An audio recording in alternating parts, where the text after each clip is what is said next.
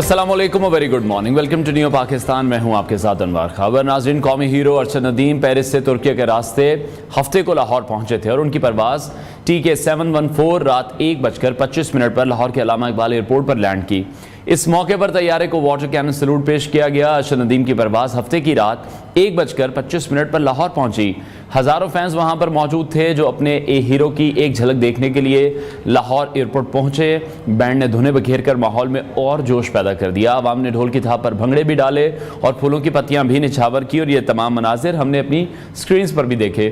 خوشی میں جھومتے فینس نے سیلفیاں بھی لیں اور وطن واپسی پر میڈیا سے گفتگو کرتے ہوئے ارشد ندیم نے کہا کہ قوم اور والدین کی دعاؤں سے اللہ تعالیٰ نے عزت دی ہے۔ اس کامیابی کے پیچھے یقینی طور پر بہت لمبا سفر ہے۔ میڈل حاصل کرنے کے لیے انہوں نے کہا کہ انہوں نے دن رات محنت کی ہے۔ اس موقع پر صحافی نے ارشد ندیم سے سوال کیا کہ آپ بھی سیاست میں آئیں گے؟ صحافی کے سوال کا جواب دیتے ہوئے ارشد ندیم نے کہا کہ میرا جو کام ہے میں تو وہی کروں گا، میرا سیاست میں آنا بنتا ہی نہیں ہے۔ اولمپک میں گولڈ میڈل جیتنے والے قومی ہیرو ارشد ندیم آبائی علاقے میاں چنو میں موجود اپنے گھر پہنچ چکے ہیں، جہاں ایک بہت بڑی تعداد میں لوگوں نے قومی ہیرو ارشد ندیم کا پرتپاک استقبال بھی کیا ہے۔ ارشد ندیم نے اولمپک ریکارڈ کے ساتھ ساتھ جیولن تھرو مقابلوں میں بھی گولڈ میڈل جیتا ہے۔ انہوں نے 92.97 میٹر کی تھرو کر کے نیا اولمپک ریکارڈ قائم کیا ہے۔ مینس جیولن تھرو ایونٹ کے فائنل میں ارشد ندیم نے پاکستان کو 40 سال بعد گولڈ میڈل جتوایا ہے اور یقینی طور پر یہ بہت بڑی کامیابی ہے۔ ارشد ندیم پاکستان کی جانب سے اولمپکس کے انفرادی مقابلوں میں گولڈ میڈل جیتنے والے پہلے ایتھلیٹ بن چکے ہیں اور اولمپکس کی 118 سال کی تاریخ میں یہ وہ واحد ایتھلیٹ ہیں جنہوں نے یہ ریکارڈ بھی اپنے نام کیا ہے، اور صرف ایک بار نہیں، یہ دونوں ریکارڈز ارشد ندیم کے نام ہی ہیں۔ آگے چل کر اس پر مزید بھی بات کرتے ہیں، ابھی شامل کرتے ہیں ٹاپ سٹوریز۔ پاکستان کے ہیرو ارشد ندیم نے اب تک کتنے کروڑ کما لیے؟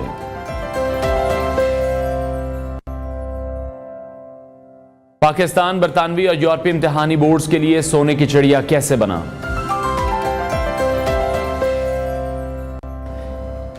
شہریوں نے 6 ماہ سے مسجد سے چپل چوری کرنے والے شخص کو کیسے پکڑا؟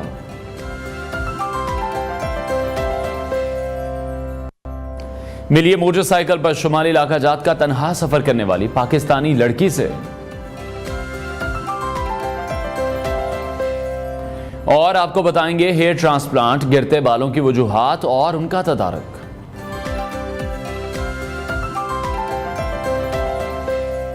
ارشد ندیم اور اس کے تمام چاہنے والوں کو ارشد ندیم کے اولمپک میں شاندار کارکردگی دکھانے پر بہت بہت مبارکباد اور نیک دعائیں۔ ارشد ندیم کی شاندار کارکردگی کی وجہ سے حکومت پاکستان اور دیگر تمام حکومتی اداروں کا رجحان سپورٹس کی اہمیت کی طرف بڑھا ہے، اور یہ وقت کی ضرورت بھی ہے کہ پاکستان میں سپورٹس کو اہمیت بھی دی جائے اور سپورٹس کے جو تمام ہیروز ہیں ان کی حوصلہ افزائی بھی کی جائے، اور کرکٹ سے آگے نکل کر بھی ہمیں سوچنا ہوگا تاکہ یہ جو تمام ایتھلیٹس ہیں ان کو یہ موقع ملے کہ وہ ملک کا نام روشن کریں اور مزید میڈلز پاکستان میں لا سکیں، تاکہ نہ صرف عالمی سطح پر پاکستان کی نمائندگی میں اضافہ ہو بلکہ پاکستان کا نام ان ممالک کی فہرست میں شامل ہو جو عالمی گیمز اور ایتھلیٹکس میں اپنی شاندار کارکردگی دکھاتے ہیں، اور جس سے پاکستانیوں کا سر بھی فخر سے بلند ہوتا ہے۔ اور ارشد ندیم کی وجہ سے میرا خیال ہے کہ دنیا کے کونے کونوں میں اس وقت پاکستان کا نام بھی لیا جا رہا ہے، پاکستان کا جو امیج ہے وہ بھی بہتر نظر آ رہا ہے۔ سپورٹس کے حوالے سے ہم دیکھ رہے ہیں کہ پوری ہی دنیا میں اس وقت پاکستان کا نام گونجتا دکھائی دے رہا ہے جب سے ارشد ندیم نے یہ اتنی اہم کامیابی حاصل کی ہے۔ لیکن ان تمام باتوں کے بعد ضروری ہے کہ حکومت پاکستان ان ایتھلیٹس کے لیے بہتر اقدامات کرے، ان کے ساتھ تعاون کرے، اور جو بھی شاندار کارکردگی دکھاتے ہیں اس کا ریکارڈ رکھتے ہیں، تو ان میں سے ابھی بھی ہم دیکھ رہے ہیں کہ بہت سے ایسے ایتھلیٹس ہیں جو ابھی بھی حکومت کی توجہ نہ ہونے کی وجہ سے کسی ملکی سطح کے اعزاز کا حصہ بننے سے محروم دکھائی دیتے ہیں۔ ارشد ندیم کی کامیابی نے یہ ثابت کر دیا ہے کہ ہمارے جو ایتھلیٹس ہیں ان میں بے پناہ صلاحیتیں موجود ہیں، اور جس طرح سے ہم دیکھتے ہیں سہولیات کا فقدان بھی رہتا ہے، ہمارے یہاں اس طرح سے ہائی پرفارمنس سینٹرز بھی موجود نہیں ہیں جو کہ وقت کی ضرورت بھی ہیں، جو صحیح مواقع اور حمایت کی صورت میں عالمی سطح پر بہترین کارکردگی بھی دکھا سکتے ہیں۔ تو سپورٹ صرف ایک تفریح کا ذریعہ نہیں ہے بلکہ یہ قوم کی شناخت ہے، فخر ہے، اور عالمی سطح پر نمائندگی کا بھی یہی ذریعہ ہے۔ اسی پر بات کرنے کے لیے ہمارے ساتھ موجود ہیں صدر athletics federation of Pakistan brigadier retired Wajahat Hussain Sahi صاحب نے ہمیں اسٹوڈیوز میں جوائن کیا ہے۔ سر بہت شکریہ آپ کے وقت کے لیے۔ سب سے پہلے تو آپ کو بھی بہت مبارکباد، ایتھلیٹکس فیڈریشن آف پاکستان بھی مبارکباد کی مستحق ہے۔ یقینی طور پر یہ ایک عظیم کامیابی ہے اور اس کے پیچھے بھی ایک لمبی داستان ہے جو میں چاہوں گا آپ ہمارے ساتھ شیئر کریں۔ جی سب سے پہلے تو thank you very much for inviting me, you welcome. اور اس کے بعد اس خوشی کے موقع پہ اور اس تاریخی موقع پہ میں پوری پاکستانی قوم کو اور ارشد کے کوچ کو جی ایتھلیٹک فیڈریشن آف پاکستان کو سب لوگوں کو مبارکباد دیتا ہوں، اور اس کے علاوہ وہ لوگ جو کہ کسی بھی طریقے سے اس کے اندر انوالو رہے ہیں، ان کی اپنی کنٹریبیوشن ہے، چاہے وہ دعاؤں کی صورت میں ہی ہو، جی ان سب کو بھی بہت بہت مبارک۔ ٹھیک ہے، اور آپ کس طرح سے دیکھ رہے ہیں جرنی؟ آپ نے کس طرح سے دیکھی ہے؟ ارشد کو تو ہم کوشش کر رہے ہیں کہ انہیں بھی اسٹوڈیو میں بلائیں، ان سے بھی ہم انٹرویو کریں، ان کی جو جرنی ہے وہ جاننے کی کوشش کریں۔ آپ نے کس طرح سے دیکھی ارشد کی جرنی؟ جی، یہ جرنی اسی طرح ہی ہے کہ کسی بھی اچیومنٹ کے لیے آپ ایک بیس لائن سے سٹارٹ کرتے ہیں، اور اس بیس لائن کے ساتھ ساتھ جو آپ کو مشکلات آتی ہیں ان کو آپ عبور کرتے جاتے ہیں، اور ان مشکلات کو عبور کرتے ہوئے آپ اس مقام پہ پہنچتے ہیں کہ پھر پاکستان کا جو جھنڈا ہے وہ پوری دنیا کے سامنے لہرایا جاتا ہے، جی، اور پاکستان کا قومی ترانہ جو ہے وہ پوری دنیا کے سامنے سنایا جاتا ہے، جس کو دیکھ کے میرے تو آنکھوں میں جو ہے وہ آنسو آ جاتے ہیں، اور میرا خیال ہے کہ یہ پوری پاکستانی قوم جو ہے اس کے یہی جذبات بالکل ایسے ہی ہے۔ جس ٹائم میں بھی وہ نیوز شیئر کر رہا تھا تو جو جذبات تھے وہ کچھ ڈفرینٹ ہی تھے۔ اچھا، جب ارشد نے ورلڈ ریکارڈ قائم کیا تو اس وقت ہم نے دیکھا کہ فیڈریشن کے جو چیئرمین جنرل ہیں اکرم شاہی، ان کے گلے لگ کر وہ رو دیے، وہ بڑے ایک جذباتی مناظر تھے۔ جی، سب سے پہلے تو میں تھوڑا سا کریکشن کر دوں گا، کیونکہ میڈیا میں جنرل شاہی پہلے ایتھلیٹک فیڈریشن کے 10 سال کے لیے پریزیڈنٹ رہے ہیں، ٹھیک ہے، اور ابھی ہی is not chairman of athletic federation of Pakistan, but وہ جو ہے ساؤتھ ایشین ایتھلیٹک فیڈریشن کے جو ہے وہ چیئرمین ہیں، ٹھیک ہے، اور ایشین ایتھلیٹک فیڈریشن جو ہے اس کے وائس پریزیڈنٹ ہیں، ٹھیک ہے، so he is at Asian level and world level, ٹھیک ہے۔ اور یہ جہاں تک بات کی آپ نے ان کے ساتھ گلے لگ کے رونے والی ارشد ندیم کی، تو یہ this tells the whole story. آپ جتنی باتیں کرتے رہیں، آپ جتنا کچھ بھی کہتے رہیں، بٹ یہ آنسو ارشد ندیم کے جو ہے وہ سٹوری پوری آپ کو سنا دیتے ہیں، بتا دیتے ہیں کہ جی ہاؤ اٹ ہیز ہیپنڈ، کیونکہ جلسائی نے اس بچے کو اس وقت سے جب یہ 54-55 میٹرز تھرو کرتا تھا اس وقت پک کیا، اور اس کا ٹیلنٹ جو ہے انہوں نے آئیڈینٹیفائی کیا کہ جی انشاءاللہ ہی کین پرفارم، سو اس وقت سے اس کو ساتھ لے کے چلے، اور آج یہ دن ہے۔ اور ان آنسوؤں کے ساتھ جو آپ نے بات کی، تو I would like to add کہ ہمارے معاشرے کے اندر آنسو جو ہے جب کسی کے کندھے کے ساتھ آپ لگ کے سر رکھ کے روتے ہیں، جی، تو یہ ایک بہت بڑی میسج ہوتا ہے، انڈیکیشن ہوتی ہے کہ وہ انسان جو ہے وہ آپ کے لیے کیا اہمیت رکھتا ہے۔ بالکل، ارشد ندیم جو ہے 2 بندوں کے یا 2 لوگوں کے گلے لگ کے رویا، ایک جنرل شاہی کے اور دوسرا اپنی والدہ کے جب وہ میاں چنو میں پہنچا ہے، جی، تو یہ اس کا پیار ہے، اینڈ ہی نوز کہ کس نے اس کے ساتھ کتنا پیار کیا ہے، اس کا خیال کیا ہے، اور اس لیے جو ہے نا اس کو ہی واز ٹرائنگ ٹو، مطلب ان آنسوؤں سے اس محنت کا شکریہ ادا کر رہا تھا۔ اچھا مجاز صاحب، بہت سی اب ہم دیکھ رہے ہیں کہ سوشل میڈیا پر کچھ فیکٹس بھی چل رہے ہیں، کچھ مت بھی چل رہے ہیں، اب آپ یہاں پر موجود ہیں تو میں چاہوں گا کہ وہ تمام چیزوں کو کلیئر بھی کیا جائے کہ یہی ڈے ون سے ہم سنتے آ رہے ہیں کہ ارشد ندیم کو کوئی حکومتی سپورٹ نہیں تھی، وہ اپنی مدد آپ کے تحت پیرس بھی پہنچے ہیں۔ ان چیزوں میں کتنی حقیقت ہے، کتنی مت ہے؟ آپ کس طرح سے دیکھ رہے ہیں؟ فیڈریشن کس طرح سے تعاون کرتی رہی ہے؟ حکومت کی مالی معاونت کیا تھی، یا حکومت کی مورل سپورٹ کیا تھی؟ جی، جہاں تک پیرس جانے کا تعلق ہے تو وہ سرٹنلی گورنمنٹ اور سپورٹس فیڈریشن جو ہے وہ اس کو کرتی ہیں سپورٹ، اور پہلے بھی ایتھلیٹک فیڈریشن آف پاکستان جو ہے وہ کرتی رہی ہے۔ تو آئی وڈ سے کہ we need to strike a balance اس سمت کے درمیان میں، کہ جی اگر بندہ کہے کہ جی گورنمنٹ کچھ بھی نہیں کرتی، that is also not true, ٹھیک ہے، اور اگر آپ کہیں کہ جی گورنمنٹ سب کچھ کر رہی ہے and everything is being done by the government, that is also not true. تو there is a very middle way of that. تو اس میں ارشد ندیم جو ہے بیسیکلی فیڈریشن کی طرف سے اور پاکستان سپورٹس بورڈ جو ہے وہ اس کو یہ ٹکٹس وغیرہ بھی پرووائڈ کرتے ہیں۔ اس کیس میں تو ادھر جو ہے وہ اولمپکس جو لوگوں نے کوالیفائی کیا ہوتا ہے ان کی بورڈنگ، لاجنگ، ٹکٹنگ وہ ادھر سے ہو جاتی ہے، پلس جو ہے ایتھلیٹک فیڈریشن نے بھی اس کو سپورٹ کیا ہے۔ ٹھیک ہے، اور دوسری طرف ہم کچھ خبریں یہ بھی سن رہے تھے کہ جیولن خریدنے کے پیسے نہیں تھے ان کے پاس جنوری میں، یہ سچویشن تھی یا نہیں تھی؟ جی، یہ میں نے پہلے بھی ایک جگہ پہ بات کی ہے، جی، اور اٹ از ویری انٹرسٹنگ۔ وہ جب میرے سے سوال کیا گیا کہ جی اس کے پاس تو جیولن بھی نہیں تھا، پورے انٹرنیشنل میڈیا میں بات کوٹ کی گئی، this is what I am trying to tell. جی، تو میں نے ان کو جواب دیا جی کہ میں نے کہا ارشد ندیم اور اس کی ٹیم پھر تو بہت ہی مبارکباد کے لائق ہے، میڈل تو سائڈ پہ رہ گیا، تو ان کو تو اس چیز کی مبارکباد دینی چاہیے کہ انہوں نے بغیر جیولن کے اور ٹوٹے ہوئے جیولن کے ساتھ 118 سال کا اولمپکس کی تاریخ کا ریکارڈ جو ہے وہ قائم کر دیا جی، اور اس کے لیے تو that is not possible, resources بھی ہیں، جیولن بھی ہے، اس کے بغیر تو یہ ہو ہی نہیں سکتا۔ وہ it was I think miss quoted sort of thing, ٹھیک ہے، مطلب اگر آپ کوئی کہتا ہے 70,000 کا ہے، کوئی کہتا ہے 70 لاکھ ہے، keep the federations aside, keep the government aside.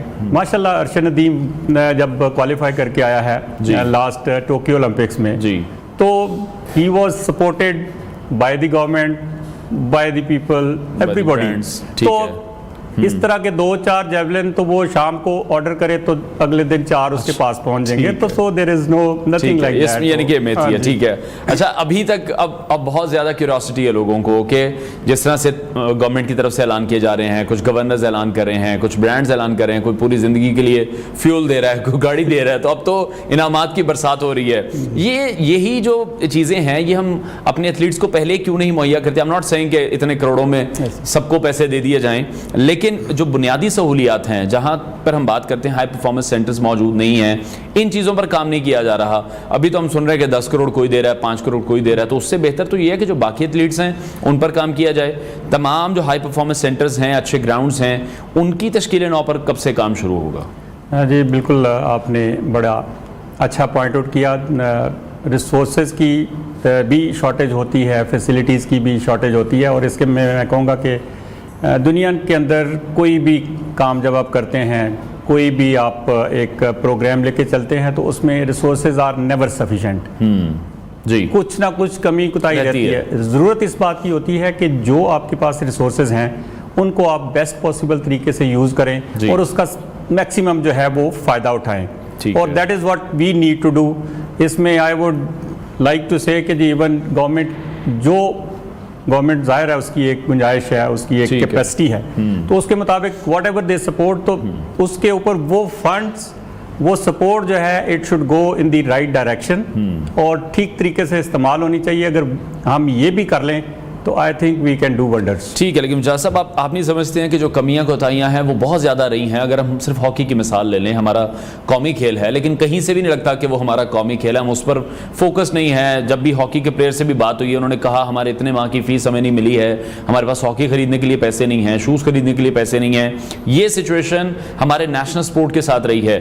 دوسری طرف میں کرکٹ کے خلاف نہیں ہوں، خود مجھے سب سے زیادہ کرکٹ ہی پسند ہے، لیکن جتنا پیسہ حکومت پاکستان کرکٹ پر خرچ کرتی ہے، اور جتنا برانڈز ہم دیکھتے ہیں کہ وہ کرکٹرز کو سپورٹ کرتے ہیں، یا جتنی اکیڈمیز کرکٹ کے حوالے سے بنی ہوئی ہیں، دوسرے سپورٹس پر پھر کام نہیں ہو رہا، اور یہی شکوہ ہے ان تمام ایتھلیٹس کا۔ جی بالکل، ایک نیگلیکٹڈ آسپیکٹ ہے، and I think everybody needs to improve on that. اور اس کے اندر میں تو یہ کہوں گا کہ جی میڈیا کو بھی اس کے اندر اپنا حصہ ڈالنے کی ضرورت ہے۔ گورنمنٹ تو جو سپورٹ کر رہی ہے، باقی سب لوگ کر رہے ہیں۔ آئی واز اسٹونشڈ ٹو سی کہ دنیا کا سب سے بڑا مقابلہ ہو رہا ہے اولمپکس، جی، for good about 14 days، and گھر کے اندر بیٹھ کے I could not find a single news channel, TV channel جس کے اوپر آئی کوڈ سی کہ جی یہ جو ہے دیکھ سکیں کہ اولمپکس کدھر ہو رہی ہیں۔ کور ہی نہیں کیا گیا۔ اگر اس کو کور نہیں کریں گے تو ہاؤ ڈو یو ایکسپیکٹ کہ جی نیچے سے جو لوگ ہیں، بچے ہیں، ان کے اندر شوق پیدا ہوگا؟ یہ کرکٹ کیوں زیادہ عام ہے؟ اس لیے کہ جی ہر وقت جو ہے وہ کرکٹ لگی ہوتی ہے، تو گاؤں کے اندر بچہ جو دیکھتا ہے وہ بال اور دیوار کے ساتھ کھڑا ہو کے کرکٹ کھیلنا شروع کر دیتا ہے، and we get the talent like جو آپ کے پاس دنیا کے بہترین کھلاڑی کرکٹ کے اندر آتے ہیں۔ تو دیٹ از دی ریزن آج آپ ایتھلیٹکس کو اپنی سکرینز کے اوپر لے آئیں۔ جب اٹ از ناٹ کہ جی ارشد ندیم جا رہا تھا تو آپ نے ارشد ندیم کے ساتھ ایک لگا دیا۔ They are people should be knowing کہ جی اولمپکس ہو رہی ہیں، 100 میٹر میں کون سا امریکہ کا کون سا بھاگ رہا ہے، ساؤتھ افریقہ کا کون سا بھاگ رہا ہے، ایون گیمز کا نہیں پتا ابھی تک تو ٹھیک سے ہمیں کہ کتنی گیمز ہیں جو کہ اولمپکس میں ہیں۔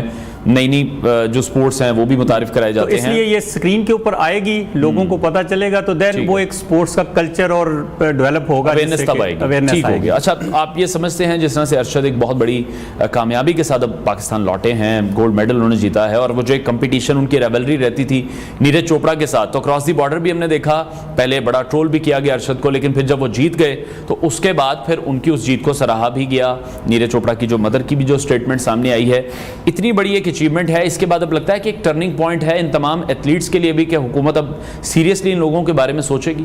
جی بالکل, سپورٹس جو ہے وہ ایک بہت بڑا رول پلے کرتی ہے آپ کا سافٹ امیج جو ہے وہ دنیا کے اندر لے جانے کے لیے. بالکل. And if you want to show the soft face of یا soft image of your country, تو you need to invest in the sports, and that is the only way possible کہ جی آپ اس کو آگے لے کے چلیں. ٹھیک ہے. اور کھیلوں کی اب آپ سمجھتے ہیں کہ ترقی کے لیے طویل مدتی منصوبے بنائے جانے کی بھی ضرورت ہے, ہمیں اگلے اولمپکس کو ٹارگٹ رکھنا ہے. کچھ ایتھلیٹس ایسے بھی ہیں, سوشل میڈیا پر ہم دیکھ رہے ہیں کہ بہت سی سٹوریز اب سامنے آ رہی ہیں کہ یہ ایتھلیٹس بھی جا سکتا تھا, اس کے ساتھ ناانصافی ہو گئی, جن میں ایک نام نو دستگیر بٹ کا ہے. وہ کیا ریزن ہوئی ہے, وہ کیوں نہیں جا سکے ہیں, کوالیفائی نہیں کر سکے ہیں, کچھ مالی مسائل تھے یا کیا ایشوز تھے؟ اس کے اندر میں تھوڑا سا آپ کو ڈیٹیل میں بتا دوں گا کہ what is the procedure for participating in the Olympics. سب سے پہلے اس کے اندر کوالیفائنگ سٹینڈرڈز ہوتے ہیں. جی. تو دنیا کے اندر کوئی بھی ایتھلیٹ جو ہے, if he fulfills that criteria یا standard, he meets that standard, تو he automatically qualifies, اور اولمپکس والے جو ہے اس کو انوائٹ کر لیتے ہیں. ٹھیک ہے. دین سب لوگوں کو اپرچونٹی دینے کے لیے ٹو ہیو اے ملٹیپل جو ہے نا وہ پارٹیسپیشن ملکوں کی, تو دے وانٹ کہ جی اسپورٹس کے اندر ہر ملک کی جو ہے وہ ہو پارٹیسپیشن ہو. تو اس کے لیے وہ پھر وائلڈ کارڈز دیتے ہیں آپ کو, لائک جیسے کہ جی پاکستان جو ہے اس کا ارشد نے تو کوالیفائی کر لیا خود, سو وی ول ہیو 2 ایتھلیٹس یا 2 اسپورٹس مین فرام پاکستان جو کہ who will participate, they will not be able to perform anything, they will not be able to get anything. Then they want that the female participants should also be there from all over the world. Every country should have the representation of a woman. تو اس کے لیے وہ کہتے ہیں جی 1 female based on their own criteria of giving. کسی ملک کو وہ 1 کارڈ دے دیتے ہیں, کسی کو 2 دے دیتے ہیں. In Pakistan case I think we got 1 or 2. ٹھیک ہے. تو اس پہ بیس کر کے یہ this is the only event. آپ نے بڑا نام سنا ہوگا ایک پاکستان کے اندر, پاکستان اولمپک ایسوسی ایشن. جی. یہ دس از دی اونلی ایونٹ جس کے اندر ان کے تھرو آپ بھجوا سکتے ہیں لوگوں کو. دی اولمپکس کمیٹی جو انٹرنیشنل ہے, they do not accept any body other than جو وہ نام بھجوائیں گے اس کو وہ آگے اس کے علاوہ نہیں کریں گے. ٹھیک ہے. So this is their baby, they were suppose to. اور وہ سرٹنلی ایتھلیٹک فیڈریشن, تو ادھر میں آپ کو یہ بھی بتا دوں کہ جی it is suspended from Olympics, Pakistan Olympic association جو ہے اس سے یہ سسپینڈیڈ ہے. اچھا. اور وجہ آپ کو پتہ ہو جانی چاہیے کہ جی جو کام کرنا چاہتا ہے ہی شوڈ بی سسپینڈیڈ. یہ تو بہت ضروری ہے. تو اس طرح وہ پھر انہوں نے بھجوایا اور ان کے تھرو جانا تھا, اور ادھر سے ہی وہ لوگ جو ہے جتنے ہمارے ساتھ لوگ گئے وہ انہوں نے نامینیشنز بھیجی. ابھی اس کے اندر نو جو ہے, آئی فلی ایگری ود یو کہ جی اس کو جانا چاہیے تھا. اس بچے کے اندر ٹیلنٹ ہے, اس نے پرفارم کیا ہے, انٹرنیشنل لیول پہ میڈل لیا ہے. جی بالکل. He should have been there ادھر جا کے, اور یو نیور نو کہ جی ادھر جا کے وہ پرفارم کرتا ہے اس لیول پہ. آپ جب پرفارم کر رہے ہوتے تو آپ کا ایک جذبہ ہوتا ہے, میرا ہو سکتا ہے اسٹینڈرڈ, لائک ارشد نے میکسیمم ابھی تک 90 پوائنٹ سم تھنگ جو ہے وہ تھرو کی تھی. بٹ وہ کمپٹیشن کا ایک اورا ہوتا ہے, کمپٹیشن کا ایک جو ہے وہ پریشر ہوتا ہے, بڑی سٹیج ہے, اس کا پریشر بھی ہے یقینی طور پر. گڈ اسپورٹس مین جو ہے وہ اس میں بہت اچھا پرفارم کر جاتے ہیں, and some time some you know they go down also. بالکل ایسی. تو سملرلی وہ اس کا ہم ایکسپیکٹ کر سکتے تھے جی وہ پاکستان کے لیے میڈل بھی لے آتا, لا سکتا تھا, بٹ اس کو نگلیکٹ کیا گیا, نگلیکٹ نہیں کرنا چاہیے تھا. And I would request here کہ جب تک ہم اکاؤنٹیبلٹی نہیں کریں گے, دی گورنمنٹ آف پاکستان نہ دے کسی کو. کون ذمہ دار تھا اس غلطی کو تاہی کا بھی؟ جی کس نے یہ غلطی کی, اور ہو واز دی پرسن جس نے پاکستان کی ایک اپرچونٹی کو ضائع کیا, ویسٹ کیا, and he should be held accountable. Government جو ہے وہ باقی آپ جیسے فنڈز کی بات کر رہے ہیں, نہ دے فنڈس، پیسے نہیں ہے، باقی دنیا سے ہم مانگ کے اپنا سسٹم چلا رہے ہیں. So we do not expect کہ جی government should wholly support the by funding. ٹھیک ہے. بٹ گورنمنٹ کی جو پہلی رسپانسبلٹی وہ یہ ہے کہ جہاں کہیں بھی ایسے لوگ ہیں who are black sheeps جو میرٹ کے اوپر کام نہیں کرتے، بالکل، تو ان کو جو ہے وہ آئیڈینٹیفائی کیا جائے، ان کو سپورٹس کے اندر سے فارغ کیا جائے. ٹھیک ہے. تو اس کے بعد یو وڈ سی کہ پاکستان کے اندر ٹیلنٹ کی کمی نہیں ہے. یقینی طور پر وہ ہم نے دیکھ ہی لیا ہے کہ فیسلٹیز بھی نہیں تھی ارشد کے پاس، اور پھر بھی کس طرح کا پرفارم کر کے وہ آئے ہیں. پھر آپ فیسلٹیز اس طرح سے دیکھیں، جب ہم انٹرنیشنل مقابلوں کی بات کرتے ہیں، ان پلیئرز کو جو سہولیات حاصل ہیں، ان پلیئرز کے لیے جو پروٹوکول سیٹ کیے گئے ہیں، ان کے جو نیوٹریشنسٹ سیٹ کیے گئے ہیں، ان کو اگر ہم دیکھتے ہیں، ان سے موازنہ کرتے ہیں، تو پھر تو یہ بہت بڑی چیز ہے. یہ بالکل آپ ٹھیک بات کر رہے ہیں as far as social media is concerned اور میڈیا از کنسرنڈ. سو کیونکہ یہ ایک بہت ہی زیادہ جو ہے نا وہ سوشل میڈیا میں چیز گھوم رہی ہے، تو میں I would like to clarify it جی کہ فیسلٹیز آپ کو کیا چاہیے ہوتی ہیں. سب سے پہلے you need to be identified, تو ارشد ندیم آئیڈینٹیفائی ہو گیا. بالکل. You need to be trained, Arshad Nadeem کی ٹریننگ ہوئی، اس کے ساتھ کوچز نے پرفارم کیا. پھر ایک لیول ہوتا ہے جب شروع میں ارشد ندیم جو ہے 6 مہینے میں سال میں میٹرز کے حساب سے آگے گیا، تو you reach a point where آپ you move ahead by inches. Like 80 پہ پہنچ گئے آپ، تو 80 کے بعد آپ نے 2-2 انچ 5-5 انچ 4-4 انچ جو ہے وہ آگے جانا ہوتا ہے. تو اس کے لیے you need more intense training, اور اس ٹریننگ کے لیے ارشد ندیم جو ہے he has been sent to the more than 6 countries جدھر جا کے اس نے ٹریننگ کی ہے. ہمیں تو کیونکہ ابھی نظر آ رہا ہے نا جی کہ وہ فلانی جگہ ابھی 2 مہینے پہلے ساؤتھ افریقہ میں گیا ہوا تھا، ادھر جا کے ایک بڑے اچھے کوچ کے ساتھ کم از کم مہینہ جو ہے ٹریننگ کی ہے. تو باقی کیونکہ پہلے it was not in the media, تو باقی 5 ملک کسی کو نظر نہیں آ رہے.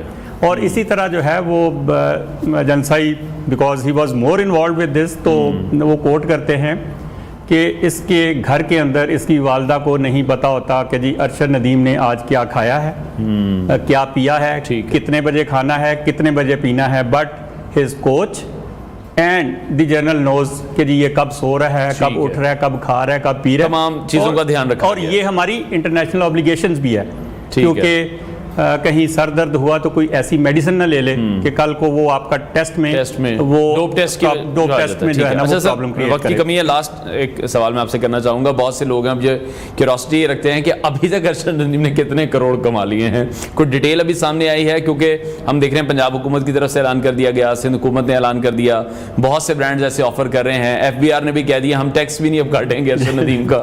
تو یہ ابھی تک کتنے کو پیسے اکٹھے کر چکے ہیں؟ ابھی تک میرا خیال ہے یہ وہی ہے جو سوشل میڈیا اور یہ آپ کے سامنے میڈیا کے اوپر جو اناؤنسمنٹس وغیرہ ہوئی ہیں، and it's quite a handsome amount. اور ماشاءاللہ اس میں بہت سے اور نئے نیزے بھی لیے جا سکتے ہیں، جیولن بھی لیے جا سکتے ہیں اگر سوشل میڈیا کو ہی صرف دیکھنا ہو تو. Otherwise athletic federation of Pakistan is there to support Arshad Nadeem and people like him. اور اس کے پیچھے لیٹ می ٹیل یو کہ جی اس کے پیچھے the people are in line. ابھی ان کا کسی کو کوئی پتہ نہیں ہے کہ جی کون ہے، کہاں ہے. وہ باہر فورن ٹورز پہ جا رہے ہیں to give them the exposure of international competitions کا. تو لیکن جب کل کو جیتے گا کہیں گے جی ایتھلیٹک فیڈریشن تو بس انہوں نے کیا کچھ نہیں، اس کا فلاں ٹائم پہ یہ تھا، فلاں time. If you want to bring out something, so get hold of those people and tell them کہ جی آپ کو کوئی مدد مل رہی ہے، آپ کو کوئی مدد نہیں مل رہی، اور دے انشاءاللہ دے ول پرفارم. اور یہ جو چنگاری ارشد ندیم نے جلائی ہے ود دی اور in the ambit of athletic federation of Pakistan, انشاءاللہ یہ چنگاری جو ہے اس طرح کے اور بہت سے میڈل پاکستان کے اندر لے کے آئے گی. And we are very hopeful for that انشاءاللہ. بہت شکریہ بریگیڈیئر ریٹائر وجاہت حسین ساہی صاحب ہمارے ساتھ ان کانورسیشن تھے. ناظرین بریک لیتے ہیں، بریک کے بعد آپ کو دوبارہ جوائن کریں گے.